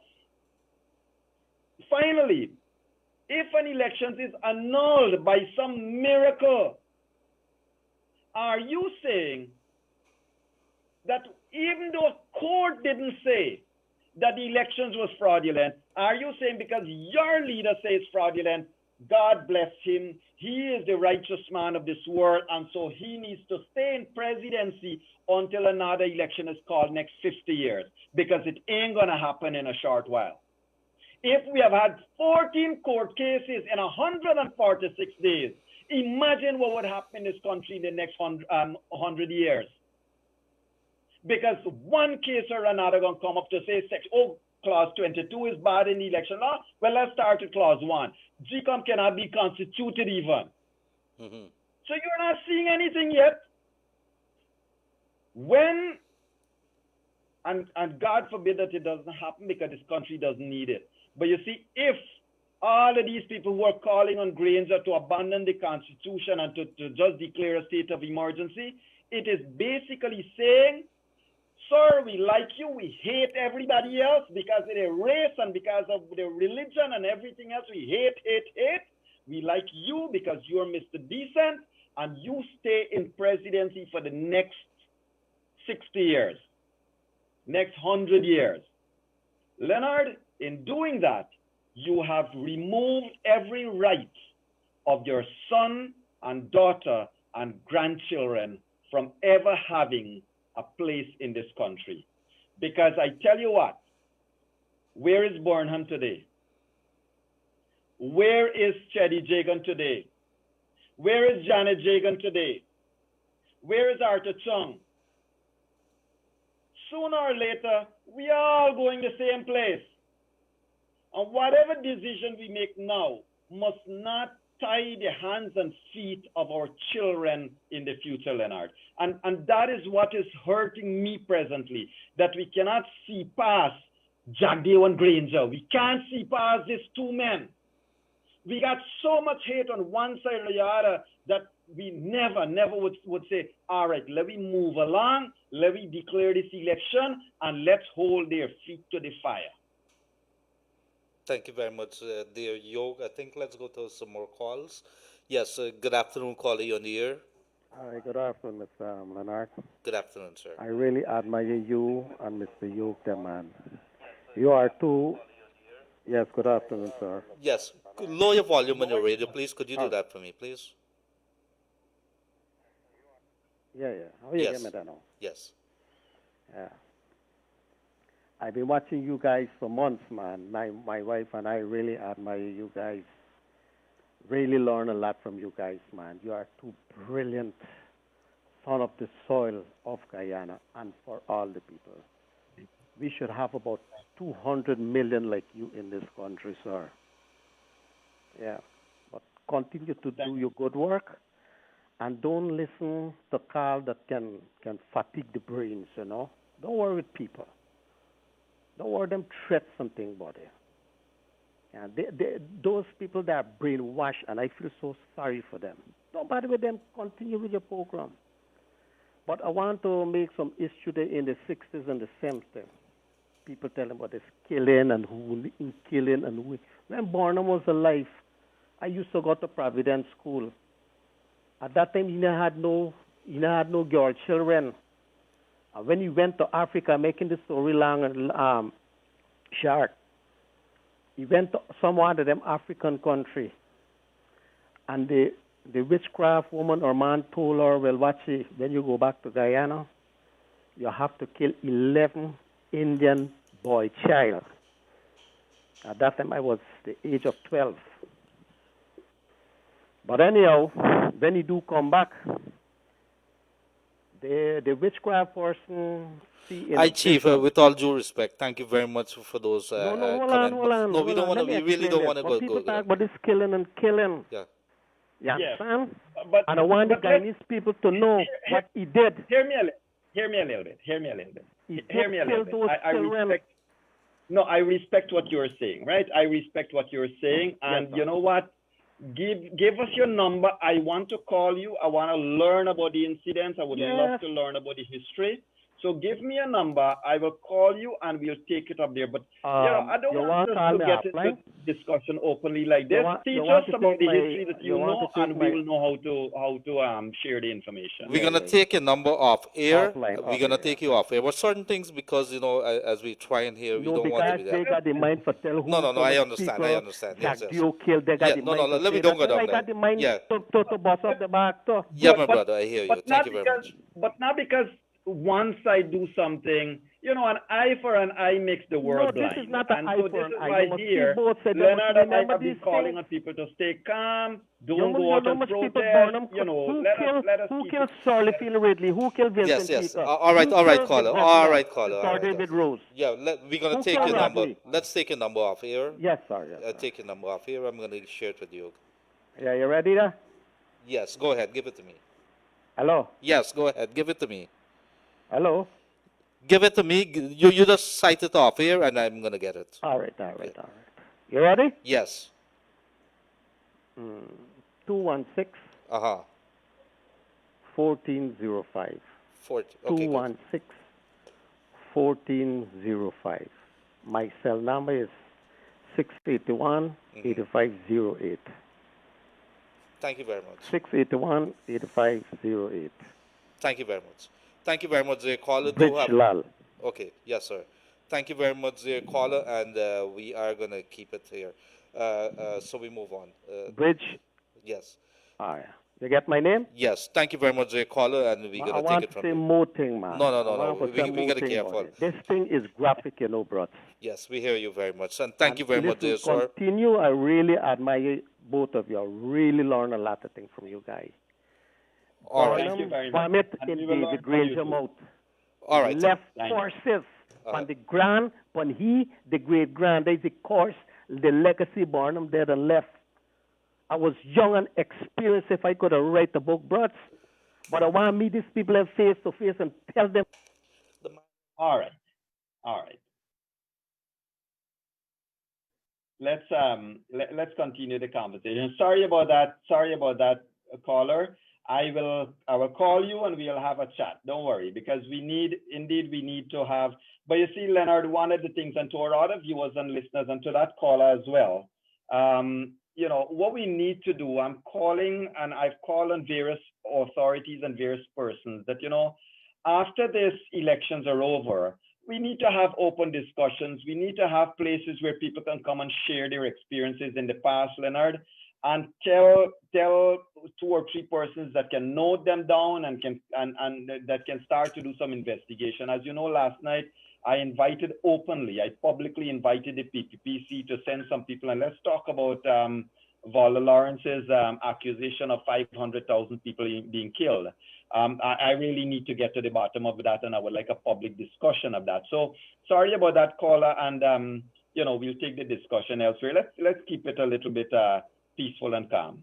Thank you, dear, and we apologize because again, I'm not sure how we got that number went out.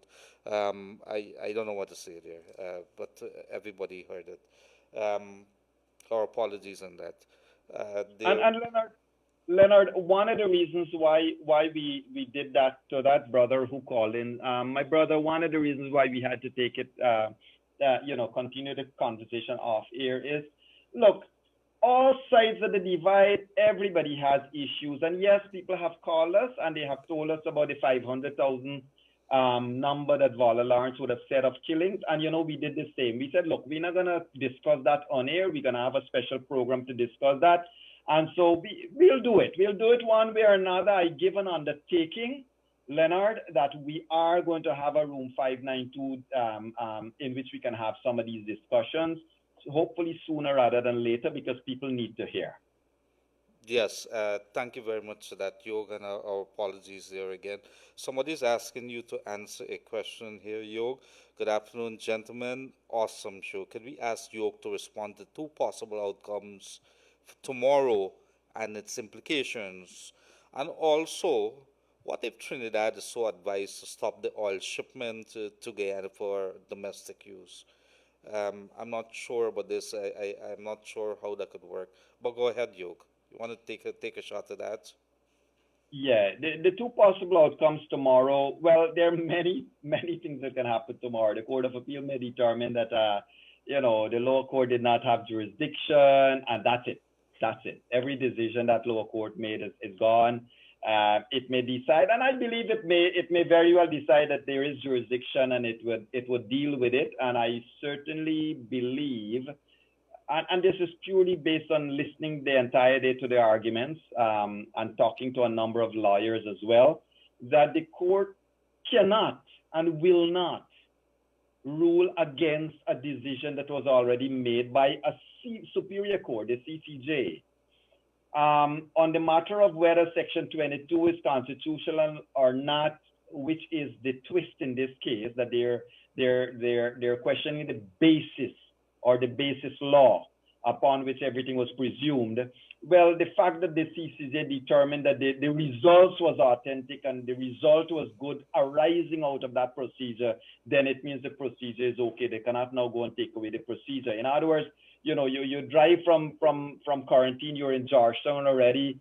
Whether the car, after the car drop you off in Regent Street, if the car breaks down after that, you're already at Regent Street.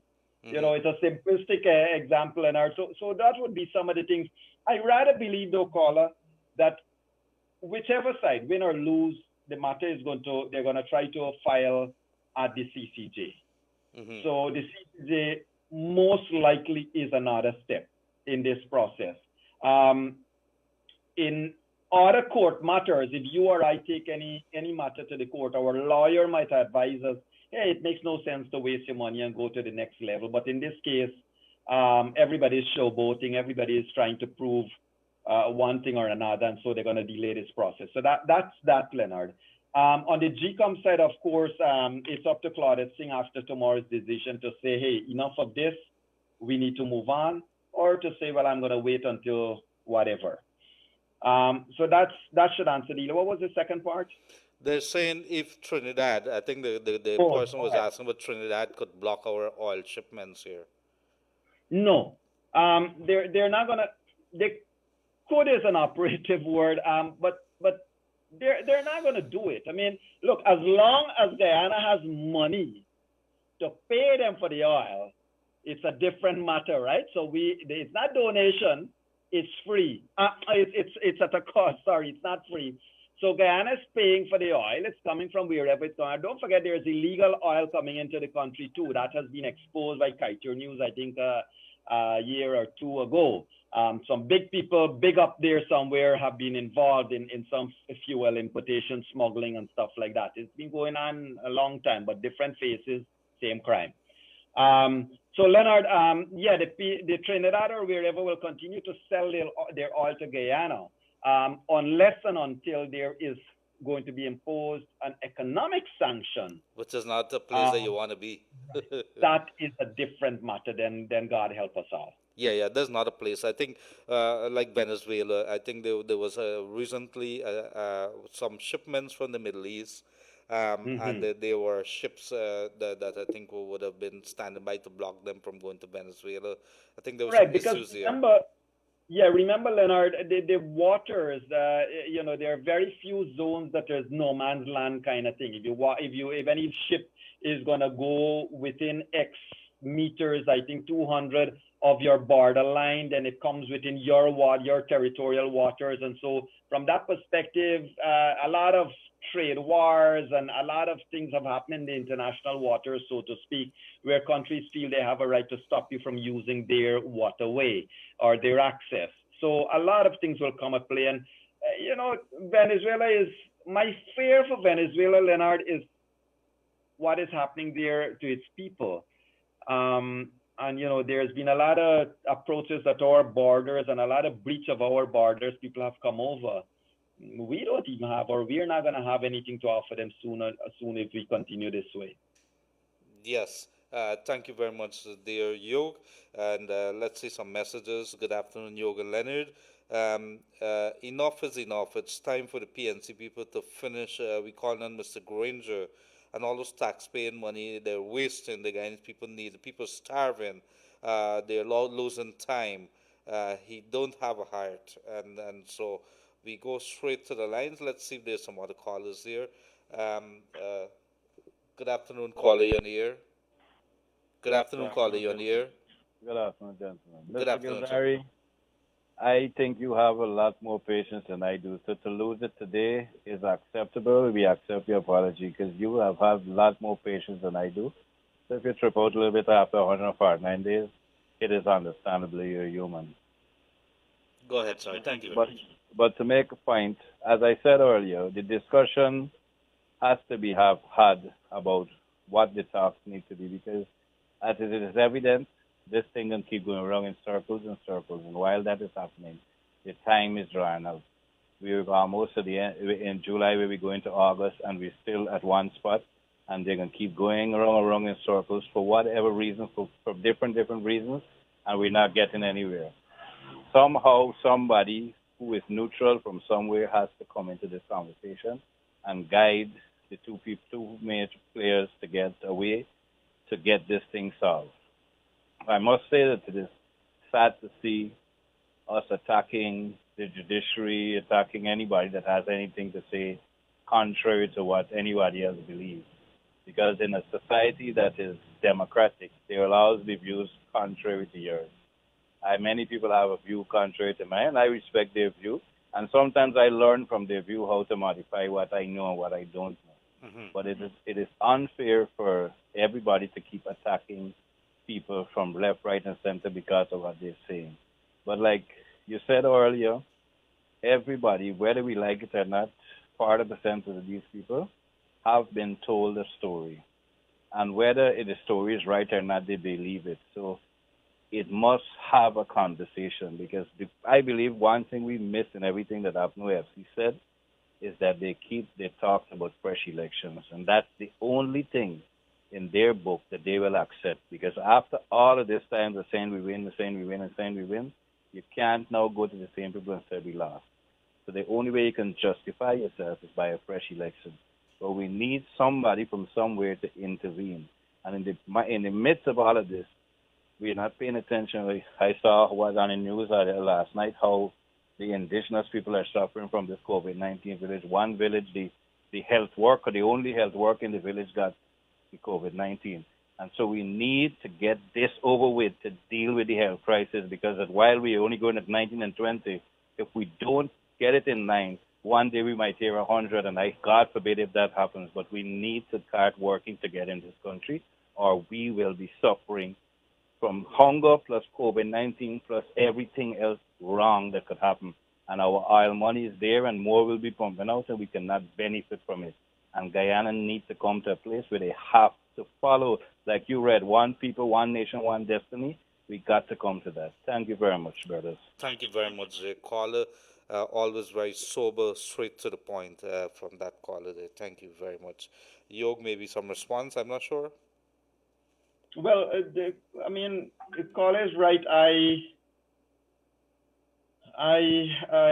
find it hard though that anybody in any part of this world can now come in to mediate a settlement between APNO AFC and the rest of Guyana. How is it going to happen, and how can one hope that APNO AFC thereafter, upon having a mediation or an agreement, is not going to take the agreement to court? I mean, you have to say you have to have good faith into the process.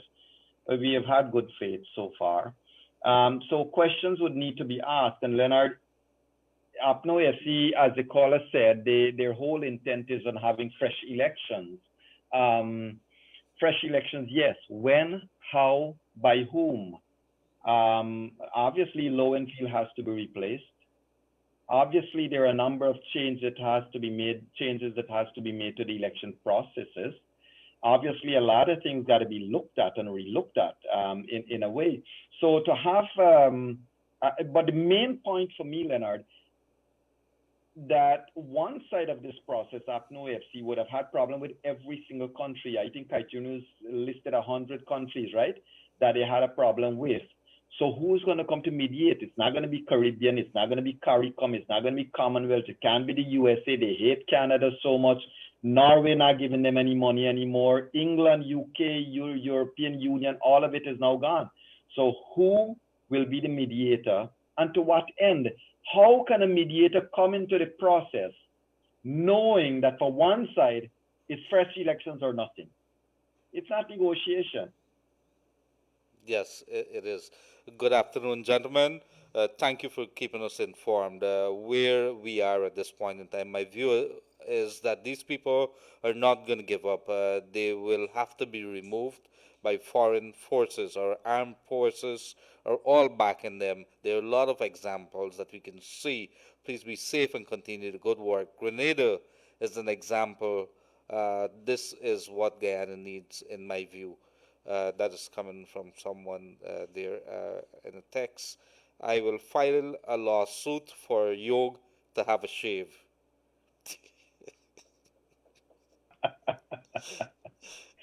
Thank you for that one. I think we need it. Good afternoon, Leonard and Yoga. Ganesh was in an interview saying that invalid votes was counted from the 6th of May to the 23rd of May, and then they realized and stopped it. He said that the ballots that were spoiled and cast aside in P3 were opened and counted. He further stated that these ballots were the ones where people who made mistakes had them put aside to recast their vote. So it means that one person was counted twice. Nothing like this was highlighted during this recount, and this shows how shallow these people are and at clutching at nothing much more strings, and that is coming there. So they are talking. I don't And know. then there are a lot of things that we need to keep on, that we must remember. You would remember one of the executives of the PNC was under the tent saying that none of the discipline services votes were intermixed, that they weren't counted. And for a whole week, this entire nation was told that the discipline services votes were not counted, and 8,000 votes were, and it was all a lie. It was barefaced lie, outright, outrageous lie, because none of that happened. And you know what also people didn't question? When you say that, okay, disciplinary services vote didn't count, who did they vote for? If you are alleging that one party was robbed by one set of people's votes not counting, mean you know who they vote for, which means somebody peeped and did some illegal stuff before. So Leonard, there's a lot of questions, and this is why it's going to go back and forth, who said what, who did what, who's right, who's wrong. It has to go to an elections petition. The man who said he saw the death certificate, one man, remember, said he saw. He said he stood there. Again, the same PNC executive said, I stood there and I saw the lady vote twice. Now, you stood there. You didn't pull out your phone and video it. You saw the person voted twice, which means you went into the booth. You saw the person handed a second ballot paper. All of that needs to, a judge needs to question. People need to ask, did you see it? Is it true? Is it lie? The gentleman has not been known for speaking truth. How can I trust? What he's saying has suddenly become gospel for some people. Leonard, and this is why you and I keep repeating, all of these matters need to go to the court. I want them to swear. Well, they swear anyhow. All of them swear with Bible and Gita and Quran and everything else, and look what they're doing. So the holy books and the religions and so forth don't matter to these politicians in Guyana anymore. But what I find as really, really low is people would make all of these allegations and have other people follow it, believe it, because they hit that narrative over and over and over again, saying, I saw a lady go in and vote twice. Take it to a judge. Let the judge ask you, you see the lady? You go in there and saw that the lady did receive. Is there anybody else? Because you are not alone at that polling station. It has to be other people. Call on the other witness. Let's hear. Yes. And Leonard, for them to say that a dead man vote, it means they peeped the ballot paper itself. Because remember, no ballot paper has anybody's ID.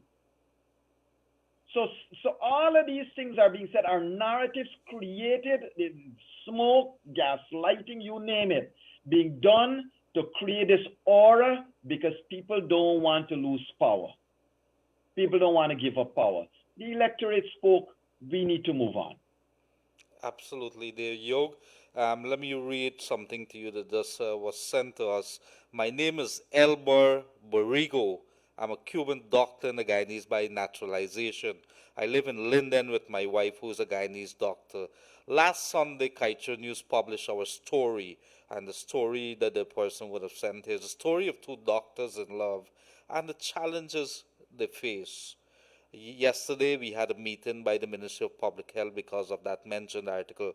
My wife and me thought that that meeting was to help us, but that never happened. They tried to censor us. They don't want my story in the media anymore, but I will never give up. I want to know if you guys could share my story too. Thank you. And so I thought that they asked us to share that with you guys, tell you about the challenges that they would have been facing there.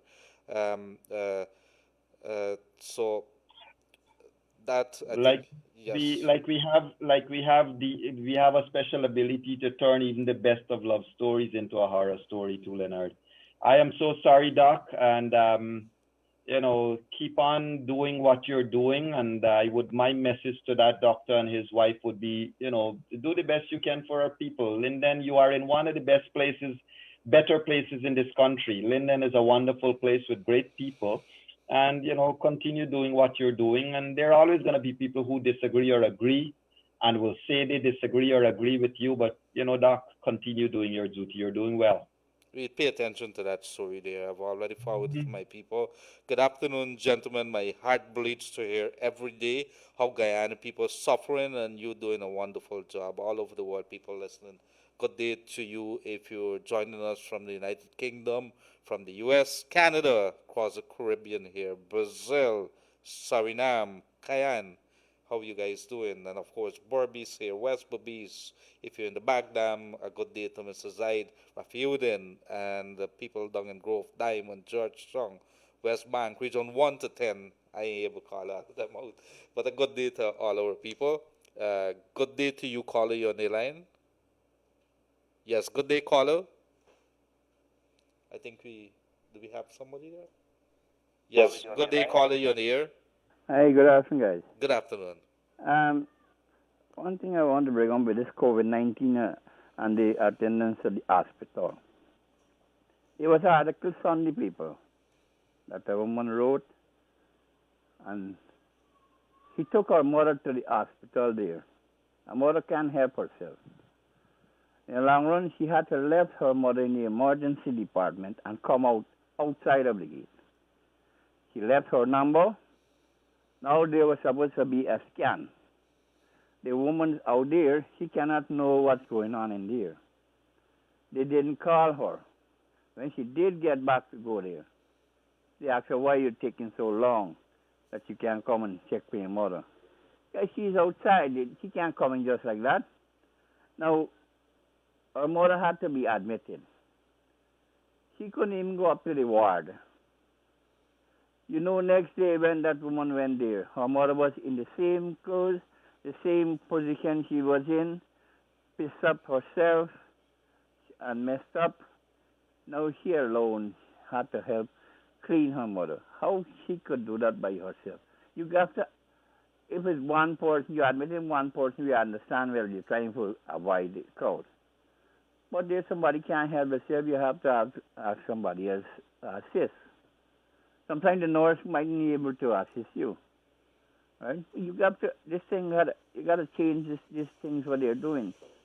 Mm-hmm. I notice sometimes a man and his wife and a child, the mother got to hide the child, the father got to stay outside. All those things, I don't know why they're doing that. Mm-hmm. So avoid the crowd. How much crowd is there? If you have one body going to visit somebody, right? At the hospital. You put on your name, who you're going to. Nobody else cannot go. They're asking you who you're going to, and somebody else don't went to that person, you can go. I can't answer. Is that right? Well, I presume all facilities, government and other facilities would have their rules and regulations. And especially with COVID-19 at this time, we got to be very careful. And I think the hospital would have introduced several measures in which they restricted the number. Even, I think they said if you want to visit somebody there, I don't think they're allowing visitation and things like that. I think all of that has been restricted. So, well, they had one person. But what I'm saying, if you have somebody cannot help themselves, and then one person alone can't assist that person, you have to get somebody else with them. I mean, that's important because sometimes the nurses don't do that. I was in the hospital, I had experience of those things already. All right, Sometimes we the can nurses don't do that. Yeah, sorry to hear though, but we can certainly follow up to see what the procedures are, and we can share the information online. You are right. I mean, if somebody's unable to help themselves, there has to be different consideration for those things. The We'll, articles we'll, in we'll Sunday try to Sabbath, follow up to see what the procedures are and share the it information. was really thing when you read it, the article that was in Yeah. Sabbath Sunday. You know, Okay. it's really, you know, feeling if it's a big woman can't help herself, she can't do nothing. Got you Gotcha. very much. We continue to check on it. Thank you very much, Yeah, caller. it's very, very important. Thank you very much, caller. Right. So while that is happening, Yog, this evening we are going to have, who is the guest that you have for room 592? We have Sir Ron Saunders, and we want to talk a little bit. There is an upcoming second discourse on the OAS and what they plan to do. We want to talk a little bit about Mr. Owen Arthur, of course. We want to talk mostly about the OAS, the CARICOM upcoming meeting, the potential for sanctions, and you know what Sir Ron Saunders would have been gathering as the latest views on Guyana from his vantage point as an ambassador, operating with great independence over in the entire Caribbean, as you know, Leonard. So it would be an interesting discussion because, you know, Sir Ron doesn't mince words. He speaks it the way it is. And he made a very passionate presentation to the OAS a week ago. So we want to probably have the discussion, harken him back to that presentation, and then take it from there, Leonard. I'm looking forward to see what he would have to say as the potential things happening next. Yes, absolutely, and I think we will be paying attention tomorrow. Kaicho Radio is going to be joining you with that court case delivery of the decisions by the Court of Appeal on the case that was filed based on the rulings, decisions by Chief Justice Roxanne George recently. It was appealed and it came before the court. And this is interesting. Every day we seem to be getting a lesson in Hindi, and I hope that I don't murder that language today again, like what I did recently and so many times. But Yog and Raj could correct me. Great teamwork, guys. Good afternoon. Continue doing what is best for this country. Yog and Leonard. And this one is Do Mahan Hai. Two great human beings. Every day we learn something. Is that it? Do Mahan Hai. Am I pronouncing it right, Yog? No, but I'll forgive you for it. Oh gosh, I just murdered the Hindi language again. So, but let's go. There's another caller line. Yes, caller. Good afternoon. Caller. Good afternoon. You're in the air. Hello? Yes. Good afternoon. You're on the air. Go ahead. Hi, good afternoon. Good afternoon.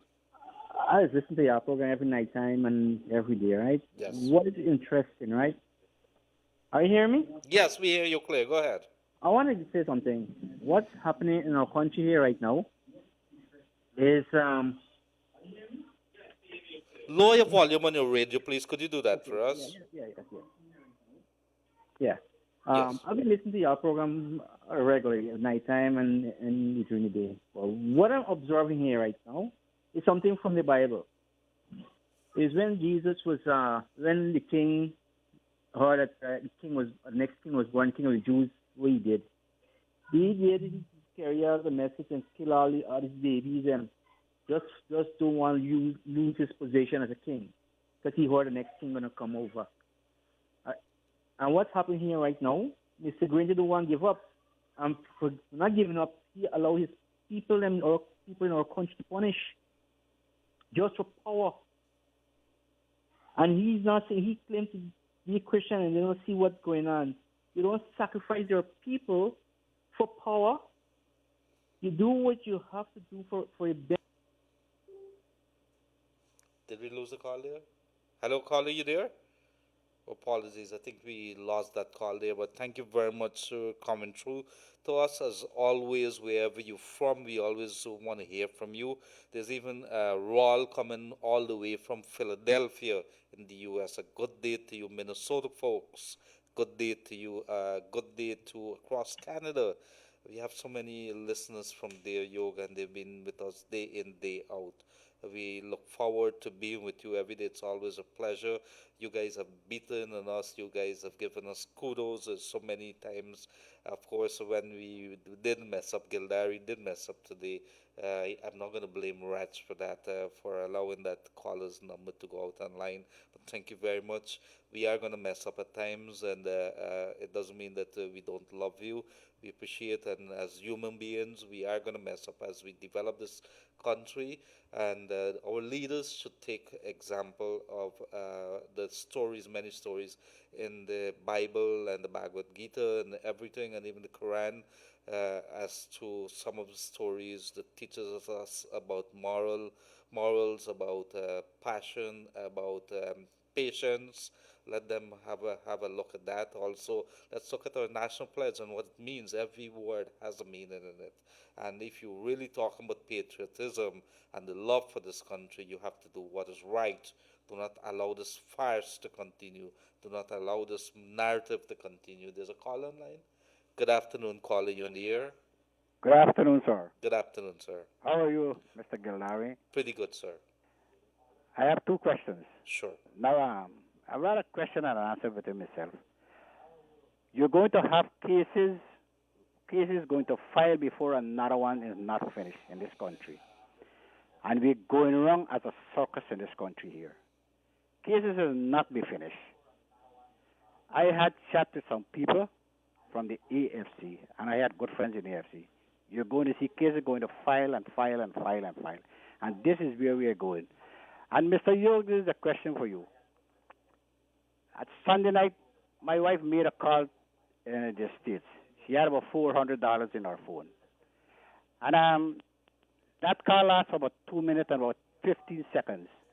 The money has finished. And the call was important. We had to put another 500.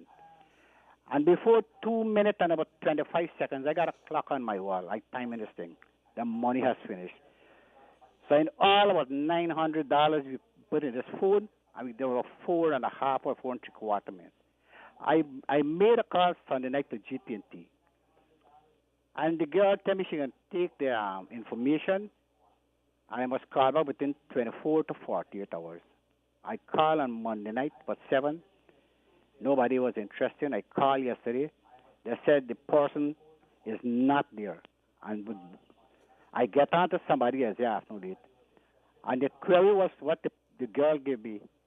The first call, my wife, she said my wife is about 6 minutes and 25 seconds. And the second call was 6 minutes and 15 seconds. So I asked her what the rate. She said, I think peak hours is 85.5, peak is 70 hours.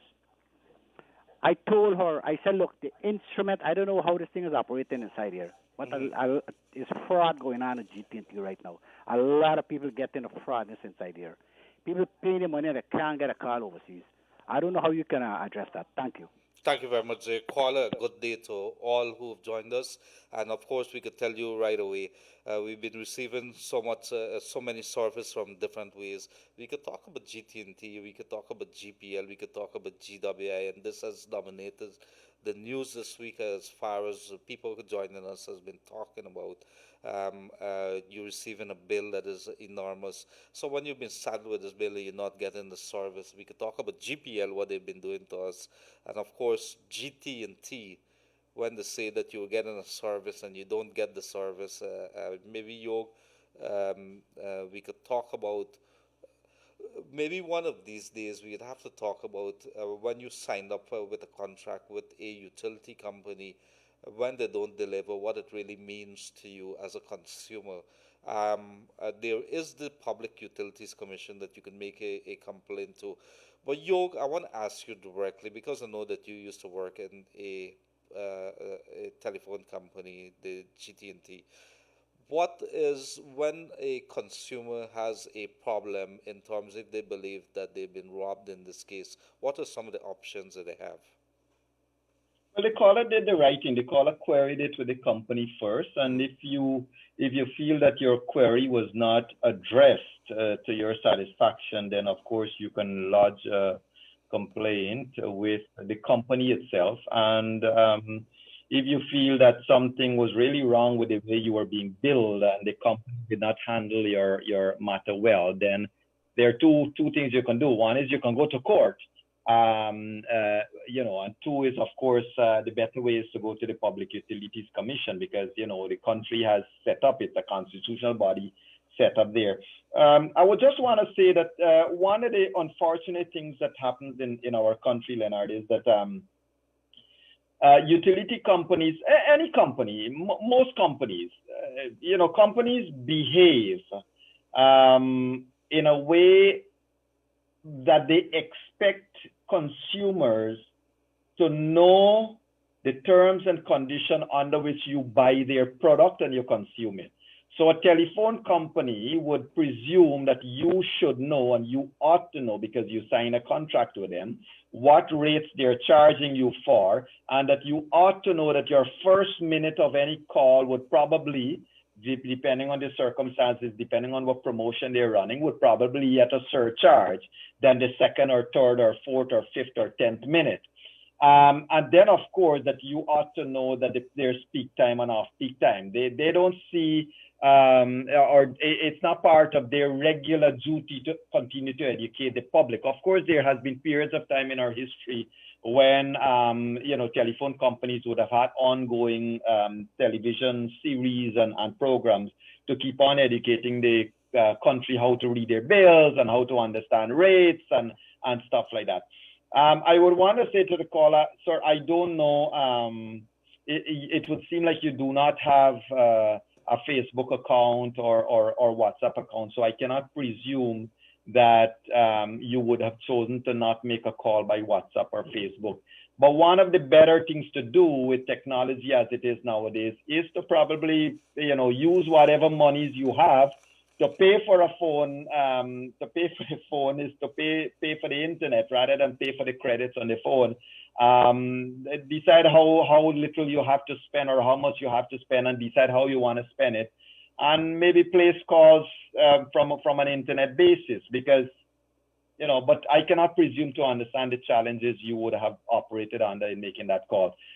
Sadly though, Leonard, a lot of the utility companies in this country, and if you recall, there is also problems in the commercial sector. You buy things, you go back and they say, no, we don't have a return policy and stuff like that. A lot of the things are hidden in the fine print. And as a consumer myself, I don't take time to read the fine print. Thankfully, you have the competition agency, you have the PUC, you have bodies that are there to help us. And we need to take advantage of their presence and go in and get their help. Yes, thank you very much for that, Yog. And if you're now joining us, it's elections and COVID-19 watch here on Kaicho Radio. You can get us as normal every single day on Kaicho Radio on Facebook. And right now on YouTube, it's Kaicho Radio live stream. And so you go there and you could see us, you could hear us talk, you could look at the comments and you could comment as well. Let's keep it clean, folks. No curse words, no bad words. Let us respect each other. We don't have to agree, but we could agree to disagree. And that is very, very important. Yog, this evening we are going to be joining Mr. Ron Sanders, Sir Ron Sanders, and he is going to be telling us on the way forward, especially with regards to that OS issue that we have right now. OS Permanent Council would have met, and there would have been more than 20 countries of the OS membership which would have come out, and they would have called for the declaration to be made on the recount. So that has been happening, and in the meantime, if you want to know what has happened today, well, today happens to be 1 year since the GCOM chair, Claudette Singh, would have been sworn in, and what a time it has been for her. She has come under scrutiny that she probably would never have thought would have really happened to her, but it's a hot seat at GCOM, and GCOM would have been the body which would have come under the scrutiny this year, to under the spotlight for many reasons, not less because of 148 days since that March the 2nd elections. Leading up to those elections would have been the playing out there, the soap opera with the choosing of not only a chair, but also the sacking of a chair, and so many other things that would have played out there. Even the scrapping of house-to-house registration, which have been ordered by the GCOM chair after court matter would have been heard. So we have many things to tell you. In addition to that, today, 1 year after she would have been sworn in, Claudette Singh, there are reports that three private criminal charges would have been filed against her by supporters of the coalition. And so we will await and see a little more details as to when that case is likely to be called, as to whether this has any impact whatsoever on the ongoing matter of elections 2020. We're not sure yet. Could we ask sometime or the other what impact this is likely going to have? I know that you did mention it, but for the sake of reminding our people, do we know at this point in time? Well, Leonard, there are actions filed against the chairman. I believe it's filed against her in the capacity of her being the chairman. I think one of them is questioning her decision to proceed with the recount after Mr. Fongafat, is that his name, would have advised that the recount might be illegal. But look, I'm not laughing at the case. Look, every case has probably its, I just can't help laughing. I'm sorry. But they're saying that the chairman acted in bad faith or whatever is the word they're using there. And they're saying that the chairman did not heed the advice of that gentleman. Now, you would recall that subsequent to that advice, Order 60 was made. Mm-hmm. Right? So that it became part of the laws. It was gazetted and stuff like that. So I mean, I don't know how far we can stretch this, but there are three cases would have been filed according to the Guyana RAG upon the chairman questioning her decision and saying that she acted against the what she ought to do. I think the charges were filed at the Georgetown Magistrate Court. In documents seen, the citizens allege that Ms. Justice Singh in the state in Guyana between 14th March, 13th June, acted recklessly and unlawfully when she refused to accept the CEO's report. So they're saying that by refusing to accept Keith Lowenfield's report, she acted recklessly and unlawfully. So those are the kind of things that the court will have to listen to again, Leonard. Yes. And this, I think, is going to go to the High Court. Yes, thank you very much for that, Yog. Let's try a couple of calls. We want to hear from our people very quickly. Caller, you're on the air. Good afternoon. Yes, good afternoon, caller. Could you turn your volume of your radio down, please? Hello. Yes, good afternoon. Go ahead. Good afternoon. Second, good afternoon to Mr. Yog Mahadeo there, Leonard Gildarie. Yes, sir. From the beginning, from inception, what I want to say is my personal feelings, right? So hope nobody feels targeted. Number one, our force, our Guyana police force. We the citizens of this country, our taxpayers' money, have been paying them. And personally, I don't feel they have been doing a very good job, especially when it comes to this election. It makes one want to believe that it's Guyana police force have become part and parcel of the coalition. The way, like I said earlier, it's not that I'm pointing fingers to anyone. It's my personal feelings.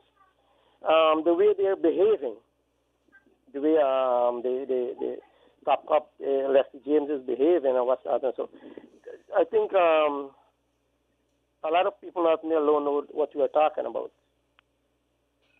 That is for that part. And the election part, since for the no confidence motion time, I think it's very transparent who these people really are, who this coalition government really are. And I would try to cut the chart and say that my bottom line is, I see a lot of people calling on Granger to concede. I don't think, like I'm saying again, it's my personal feelings, is how I feel. I don't think he's that type of guy that is going to concede. They're bent to one thing, and that is for destruction. And history have shown when great numbers stand up and demand, those in power doesn't have any choice than to act. And the power of the people is more than the people in power. So I believe the time has come now so that the higher power should take it in their hands and do what is best for Guyana. Thank you very much. Thank you very much, caller. And so many other times that we would have been receiving these heartfelt, Yog, what we're seeing here coming out from our people is that more and more people are talking out, more and more people are not taking it anymore.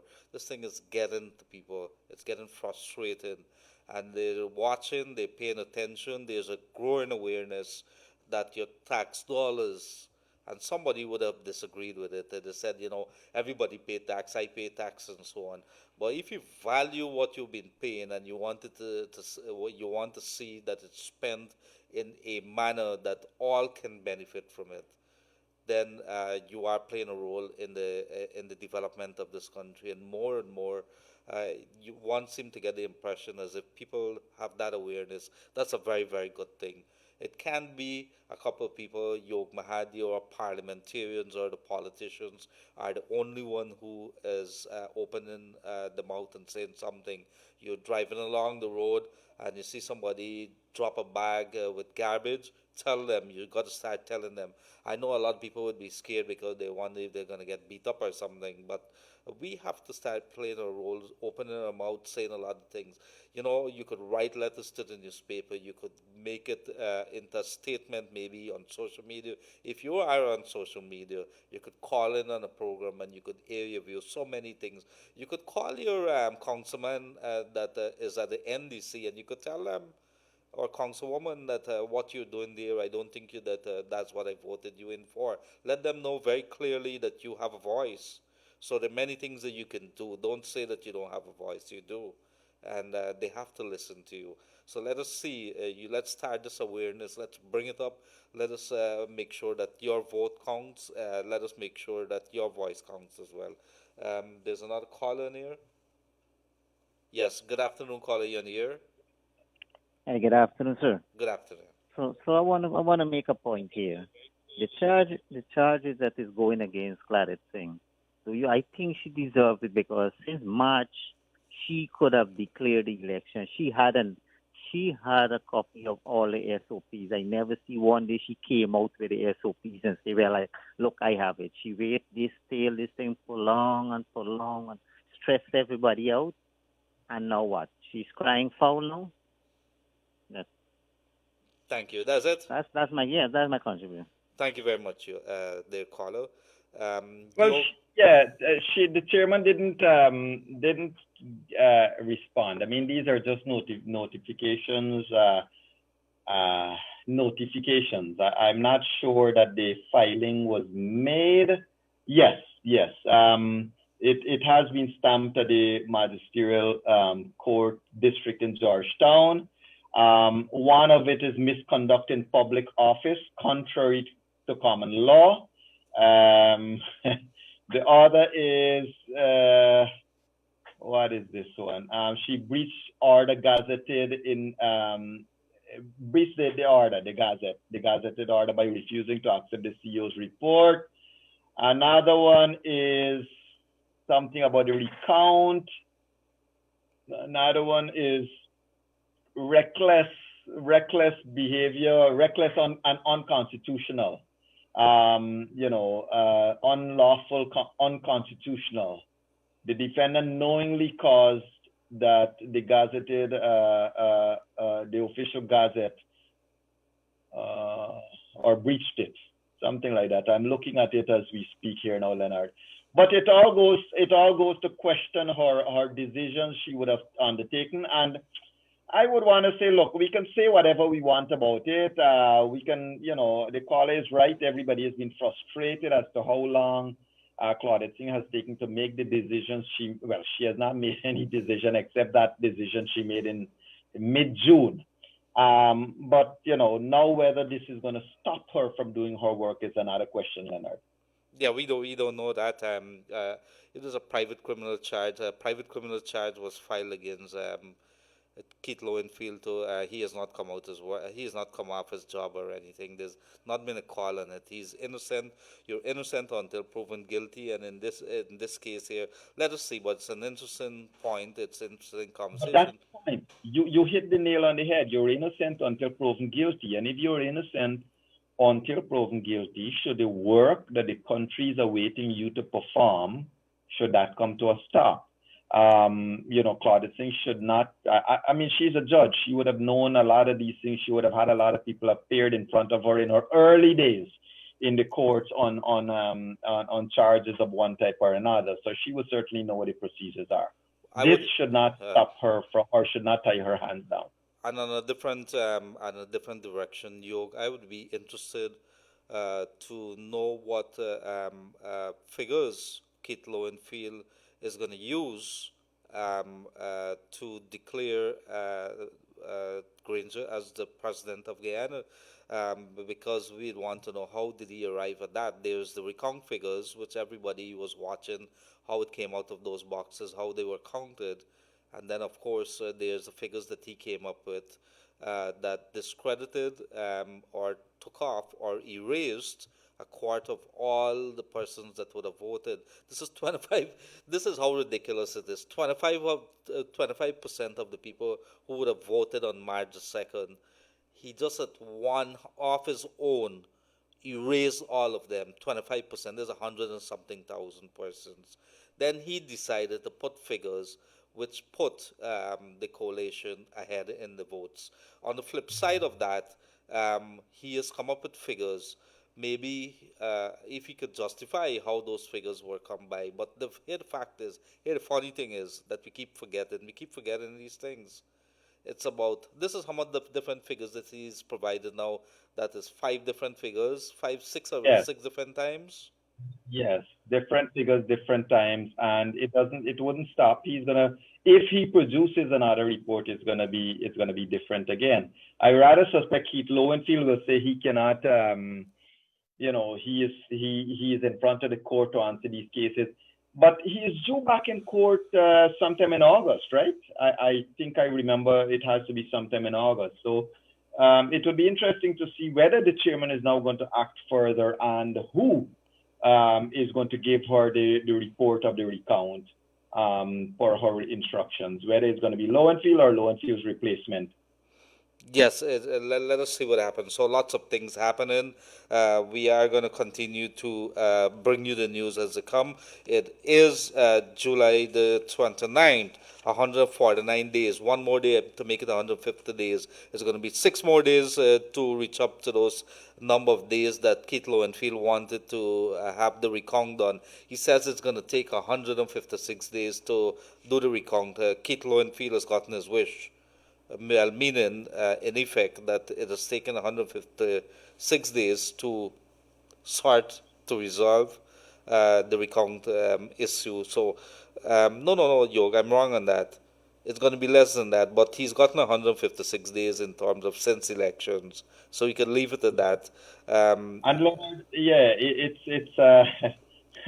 yeah, the numbers we got to look at when he made. I think it was mid what now? Mid-April or mid-May. I lose count, Yog, in the number of court cases and how much times and the different narratives. What I'll have you know, Leonard, I know we're wrapping up time. I just have a bowl of beautiful, really, really delicious soursop ice cream here, Leonard. I am sharing the information with you and with Raj and with Kevin and with Joshua. I will enjoy it for you, my brothers. Unfortunately, taxis are not working today for me to send some over to you. And I see Anita has been beckoning me here with some wonderful cheese scones. So I am going to say my bye-bye, Leonard. I got stuff to do. Well, I think fortunately we have so many people who've been watching, thousands of people listening and watching.